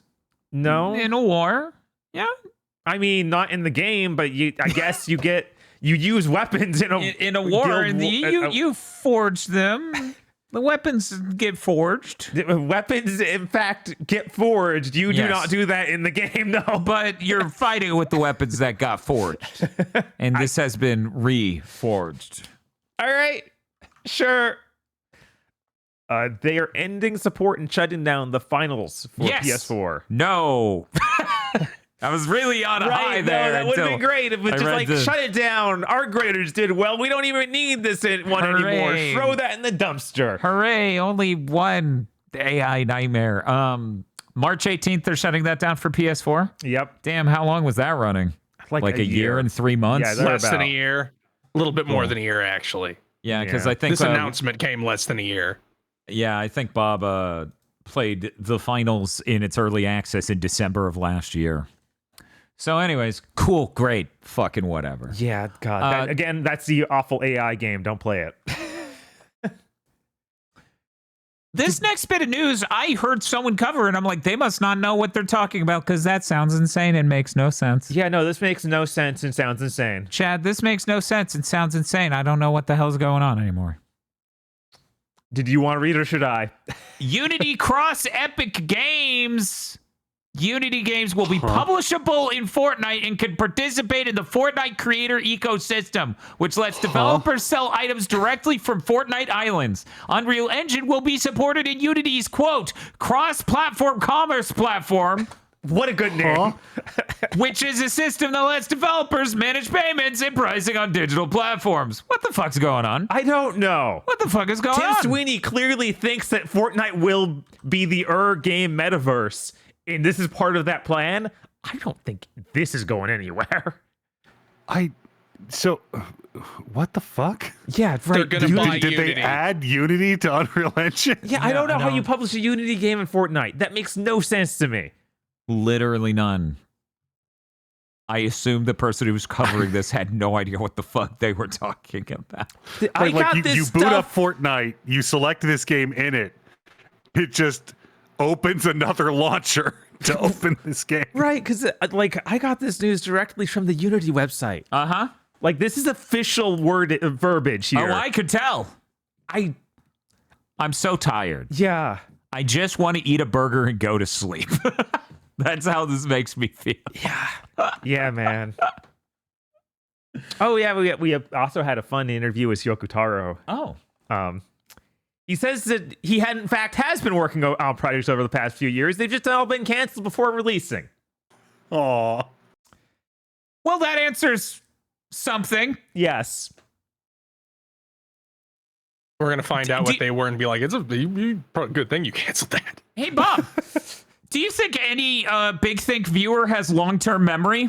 No. Okay, well then we don't need to worry about shit. Cool, great. Yeah, that's awesome. That's yep. Yeah. Uh-huh. You're great. Incredible. Yeah, that's I love to see it. I'm sure that whoever was making those games for had really great ideas.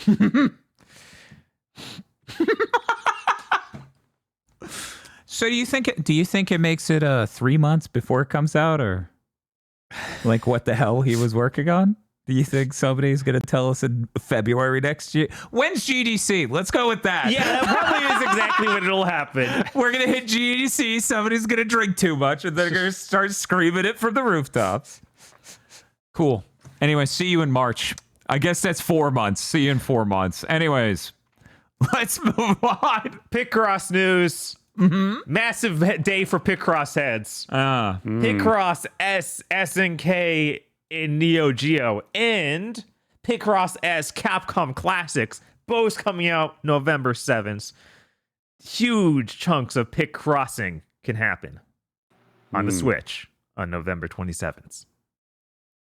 I don't know what's in these games. I assume it's just artwork from those different, from SNK and Capcom games. Yeah, that sounds about right. With Picross over it.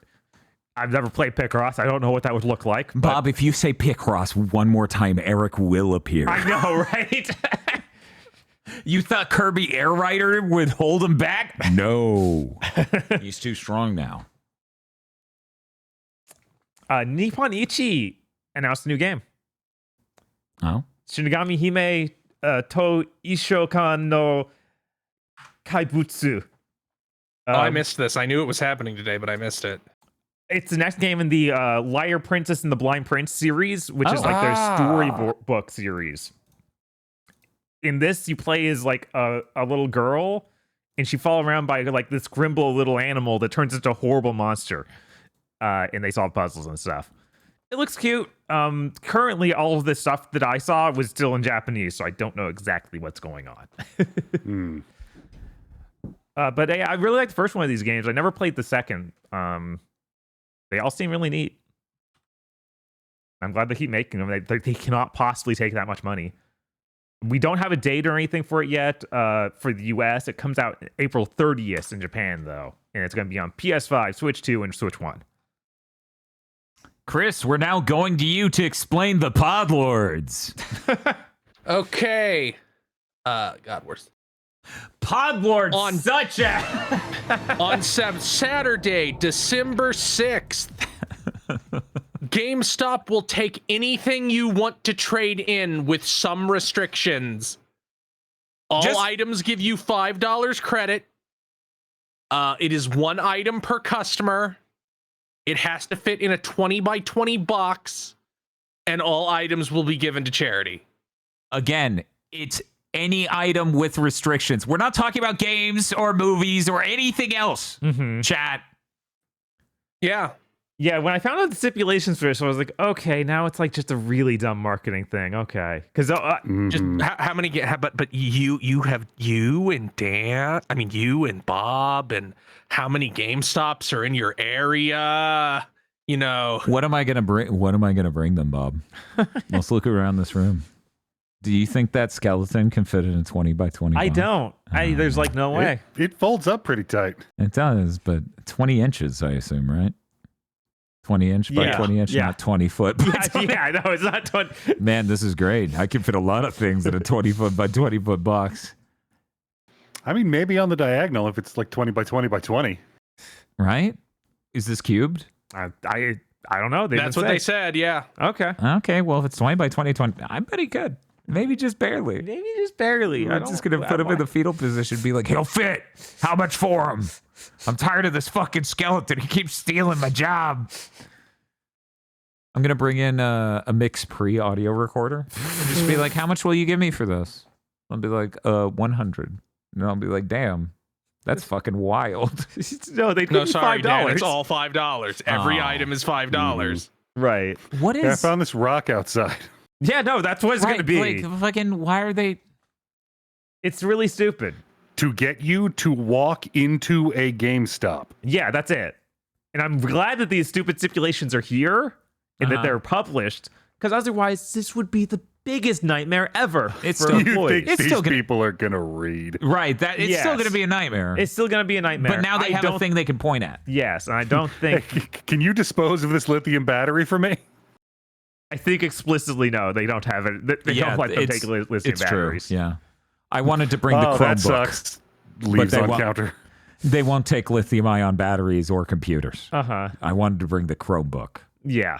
because, Chad, 7 years ago, maybe 8, a viewer convinced us a Chromebook would be good enough to keep up with the YouTube chat while we're streaming.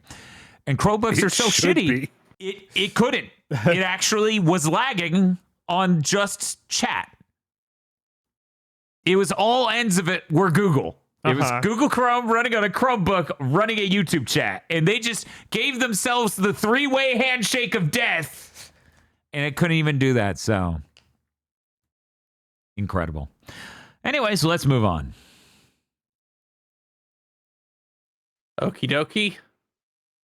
Lost Soul Aside's getting a big patch. Whoa. We got to get It's that back adding to him blo- fast. It's adding Bloody Palace, so you get 100 level challenge dungeon bullshit thing. For the awful feeling game it is. Great. Also, they're redoing all the cutscenes. I look forward to the YouTube comparisons. Yeah. Hopefully, they make Kaser not look like that. They also said they're doing something for rebalancing the way the combat works and flows. I could certainly imagine it being easier to get between different moves, but that wouldn't make the game better. Yeah, this is a real, like, I'm surprised Sony's even bothering. Mm-hmm. Like, this ain't moving the needle, guys. I'm sorry. They're like, maybe if we update it like it's a good game, people will get convinced it is a good game and buy it. Yeah, we redid every single cutscene. That makes sense. Yeah, that And just makes sense. They also added lip like flaps for like in environments. NPCs, Yeah, it seems like this tool generated cutscenes where like you still had control, that maybe those didn't have lip flaps at all, like a FromSoft game. Yeah. And then people went, wait, this is not From Soft. I do not think this is appropriate. Also, you get completely locked down and have to stare at each other for like minutes. So I think that might drive people crazy. Yeah, probably. The Zelda movie is filming. They put out pictures. It's Link and Zelda in a field. Zelda is in like a kind of Breath of the Wild-esque version of her outfit, and Link is in the standard green shit. That's it. It's weird because they made Link look like, I think both of them are actually pretty accurate to the different games. Like Link looks like straight from Twilight Princess, and Zelda looks straight from Breath of the Wild. I think that much of clashing of outfits between those two doesn't make sense, and I sure hope they aren't trying to make a Breath of the Wild movie. Please don't do that. No, they're going to do Tears of the Kingdom. Honestly, I can very easily see it being like a Breath of the Wild movie, so they don't have to explain a lot of shit or have a lot of shit in it. Yeah, I mean, because that's really Zelda, expensive. like, you have built-in permission to just pull a bunch of stuff from wherever and amalgamate it. Yeah, no, that's my hope, that they're showing these, and these things are 2 callbacks to random games, and that's fine. I do not want them to tell the story of Breath of the Wild as a film. I think that'd actually be really uncompelling.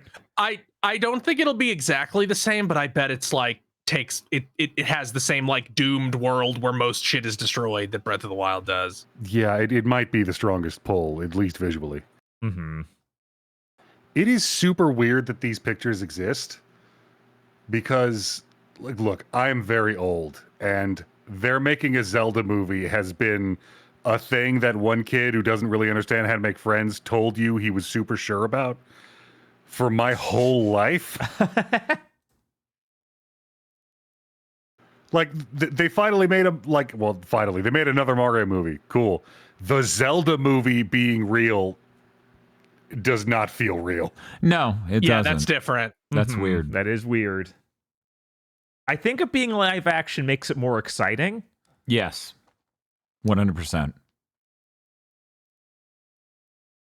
This feels like a movie that will succeed or fail entirely based on brand power. This is somebody putting on the Scouter and tapping it while looking at the Zelda franchise.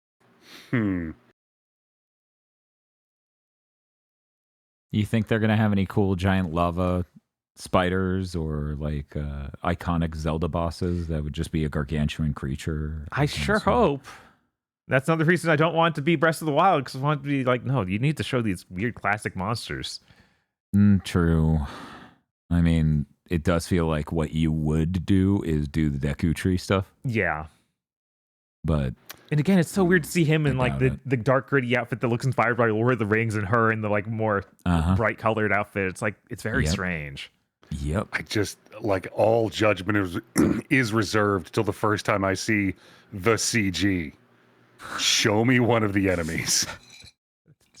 I want a Moplin and like be a dude in makeup. Sure, preferable, best ending. Come on.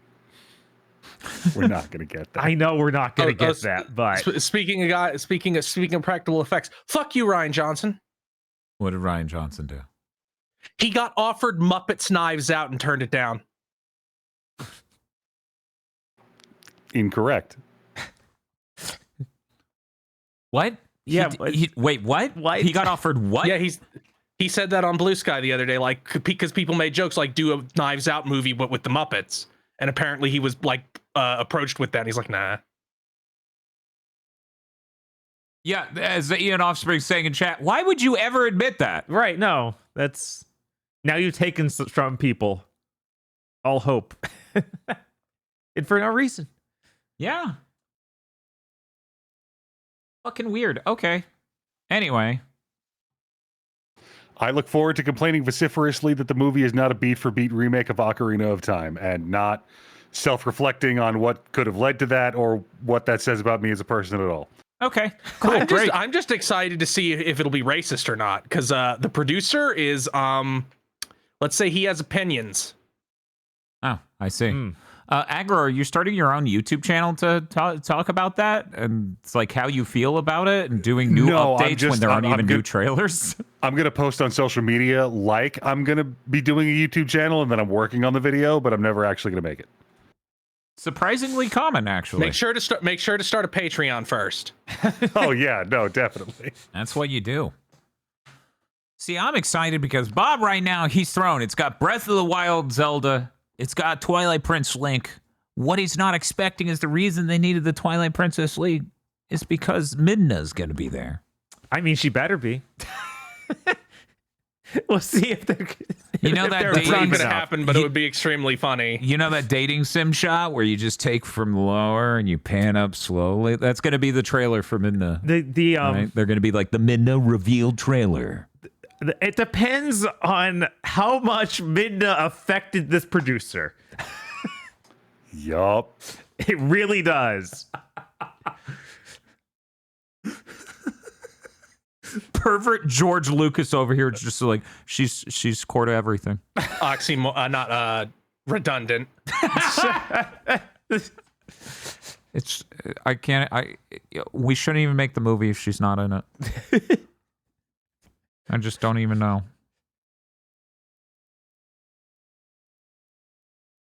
I mean, it's the sexiest character we've ever done. We just we need to nail her. Tales of Berseria Remastered has been announced. That's a little bit annoying. Every platform, you can turn off random encounters. Not random encounters. The counters on that game aren't random, but you can turn them off.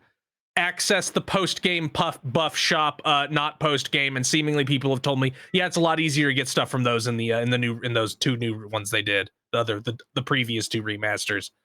Implied changes to combat, but that they didn't really elaborate.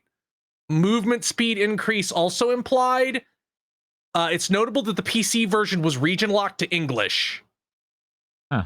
So I guess that's part of why they're doing it, to get it onto Switch and Japanese PC. February 26th. You know, I don't think they should have done this one, at least not at this point, but it's hard to bitch too much when they're putting these out once every 6 months. Yeah, it's still just weird to be like, this is technically a game you can buy on modern platforms. Oh, already. Really? Yeah, because this came out on Yeah, PS4. it came out in like 2017, 2018. So it works on PlayStation, Xbox, but I guess it's not on the Switch and it's not on the Switch, on Japanese PC. Yeah. Yeah. That's so fucking weird. Why? Yeah, it's very strange. That's so fucking weird. And then, chat, did you know this? There is an Xbox partner preview that happened today. I didn't. A show to rival that last Sony one. It was so much better. It's ludicrous. I put it in the news doc. That's how you know it was way better. True. This had new games announced. Oh? This had updates for games anyone cares about. Okay. That aren't out yet, and not just DLC updates. Whoa. So yeah, kind of crazy that Sony show happened. So our first game here is Armatus, Armatus. It comes out in 2026. It's a third-person shooter with demons and magic. What if Destiny was set in Diablo? Thank Basically, you. yeah. The Mound Omen. Is this really the name? Mound Omen of Cthulhu. The Mound Omen of Cthulhu. Oh, there's a colon. Okay, there's supposed to be a colon. I don't know if there's a colon. There's at least a line break. Okay, thank you. I'm like, Jesus Christ. Mound is not. That's not. How would you describe this omen? Mound. Mound. The Mound Omen of Cthulhu is summer 2026. It's a first-person shooter with what I assume was supposed to be psychological horror? Yes. Yeah, it's like what, like early colonial America, like the Spanish coming over, and then there's Cthulhu shit, and then they took that great concept and seemed to have made a co-op zombie game out of it. Yeah, it was really unclear. It's like, I'm pretty sure this is a 4-player co-op nonsense game, but maybe it's not. Dave the Diver in the Jungle. Early 2026 seems to have prehistoric creatures. Original out now on Xbox. Which I didn't know it wasn't on Xbox yet, so that was a surprise. Crow Sworn. Hollow Knight, but you're a plague doctor. And maybe a roguelike. Yeah, it showed one screen of picking one of 3 things. So I was like, Roguelike? You have to tell me. Yep. I can't see that anymore without thinking. I think it was Barry and Sam who made the fucking tweet of just like, I never want to pick one thing from a set of 3 things again in my fucking life. Yeah, I have quit my job at the 3 Choices Factory, so I will not be playing any future roguelikes. Echo Generation 2, voxel art turn-based RPG with some kind of card-based combat system. It's Xbox and PC. Look neat. Yeah. It was very disrespectful to have this trailer followed by this next thing. Yes. Vampire Crawlers, the Turbo Wild card from the creators of Vampire Survivors. ? It's a dungeon crawler. Comes out next year. Yeah, no, it looks kind of insane, and then it ends the trailer was okay, we didn't actually say like a card deck builder or anything. I think we're in the clear. Jesus. If you haven't seen this trailer, you should go watch it. It's pretty nuts. Yeah, no, it does seem like it's some sort of dungeon crawler that's designed to be played insanely fast. With just goofy amounts of explosions happening. I'm sorry, I was just looking up details for this next one. 007 First Light, the Aston Martin Valhalla reveal. Yeah, that's a Bond car in this one. It's apparently some sort of hybrid. The Oh, first I thought ever. this was a period piece. No. No, this one isn't. Yeah, this one's modern. First ever mid-engine PHEV supercar with true hypercar performance. It's a hybrid. Oh, Right? fancy. That's fucking weird. Iconic Bond vehicles are also in the game. Roadside Research, an alien invasion gas station management game. Yeah, you play as aliens who have invaded Earth and are running a gas station. That sounds funny. Yeah, it might be neat. Seems neat. Total Chaos is out today. It's a first-person shooter that's kind of like Silent Hill.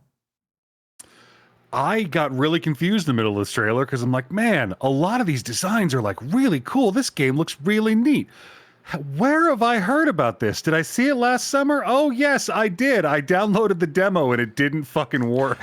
Yeah. Oh. Reanimal. February 13th. It's a new game for the Little Nightmare devs. It's co-op Sure horror. is. Co-op horror, and its demo is out now. Yeah, no, it just looks like Little Nightmares. It's on.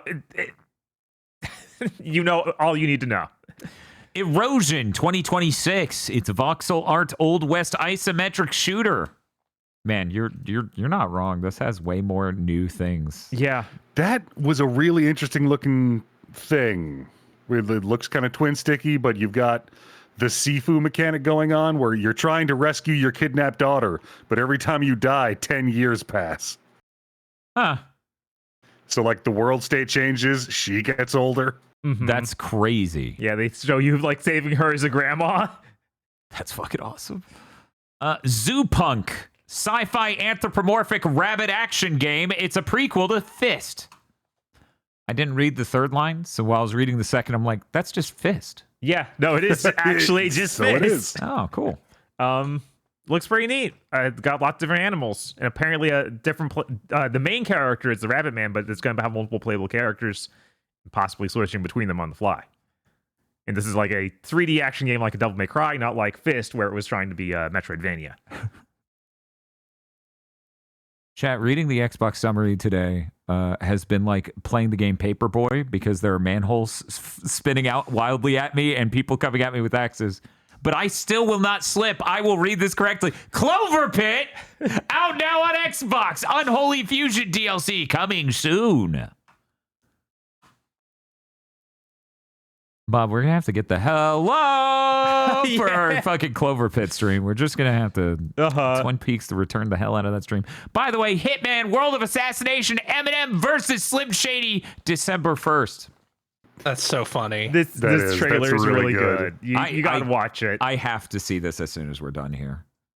Eminem was like giving a speech of how the evil him needs to be stopped, but he keeps coming back. That's really good. That's really good. Tides of Annihilation. Chat, do you remember that name? Okay. Shows another crazy boss fight, dimension shifting, team up with a big night dude.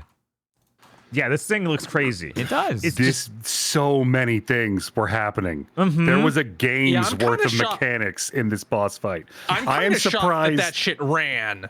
Yeah, I'm surprised like there wasn't a video of Subway Runner running next to it. This was attention deficit disorder, the video game. I could barely tell what was happening half the time. And I don't know if that just means I'm old or that game was visual throw up. Yeah, it has this wild mechanic where the boss you're fighting can like transform into a different state. Like she causes a weird rift in reality, and you can't go there, but the giant Nightman can, and he can show a gigantic lance through it that you hold on to, and then that tears you into that dimension, so you can continue fighting the boss. And that's just one phase. Like there's another phase where she creates this giant mirror lake and keeps swooping into it and shit. Jesus Christ. So this game looks sick and should have shown up at the Sony show because it was even originally revealed at a Sony show. It's true. It looks way cooler than it looks playable. Fair. Yeah, no, this might end up feeling terrible to play, but I'm excited. Yeah, I'll put on my Fell For It Again award. It sure as hell looks a lot more impressive than Lost Soul Aside ever did. Mm-hmm. And finally, Raji Kali Yuga. I have no idea what kind of game this is, but it closed the show, so I guess it was supposed to be big. Sequel to Raji, an Ancient Epic, which is an isometric action game with an Indian mythology setting. Yeah, it might be neat. I have no idea what this game is going to be. It had a bunch of monsters running around till they surrounded two characters back to back. One of them was doing magic, and at the end, I really felt like one was going to tell the other that they needed her to play Twing Twang. Everybody needs a little twing tang, you know? Just occasionally. Just a little bit. When will we be free of Twing Twang? Apparently never. It's 2025. Right, If that was going to happen, it would have happened by now, but apparently never. Anyway, that's it for news. Reminder, Bob and I are playing Neon Inferno tomorrow, which is a really sick-looking action side-scroller with cyberpunk inspiration, super obviously, or Blade Runner inspiration specifically. Yeah, it has some mechanics like you see in Wild Guns. Oh, hell yeah. Where you shoot the background. Oh, hell yeah. Pretty cool. Yeah, no, it looks really awesome.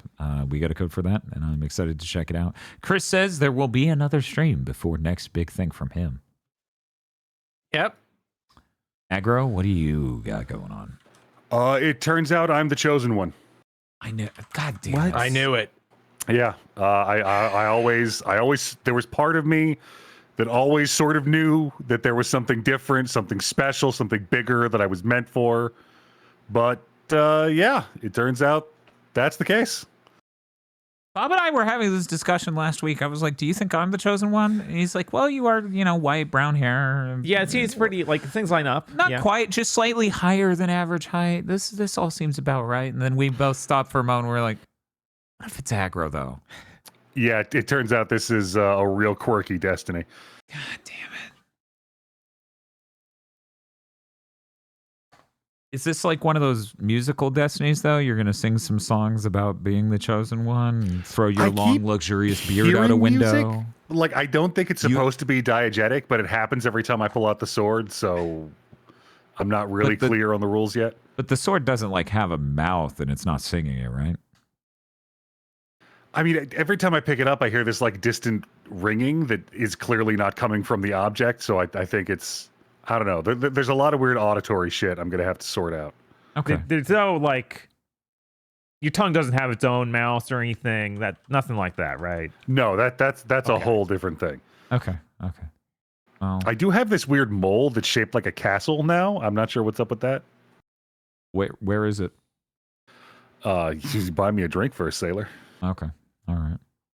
Well, I guess I got to go buy aggro drink, and then we're going to talk about things. You didn't need any sort of gum fruit, did you? Or any other kind of devil fruit that may have given you I don't think powers. that's related. Okay. All right. Yeah, no, that doesn't seem related. Okay. Anyways, that's going to do it for this episode of Big Think. See you again 2 weeks from now, and have a good Thanksgiving. Goodbye forever.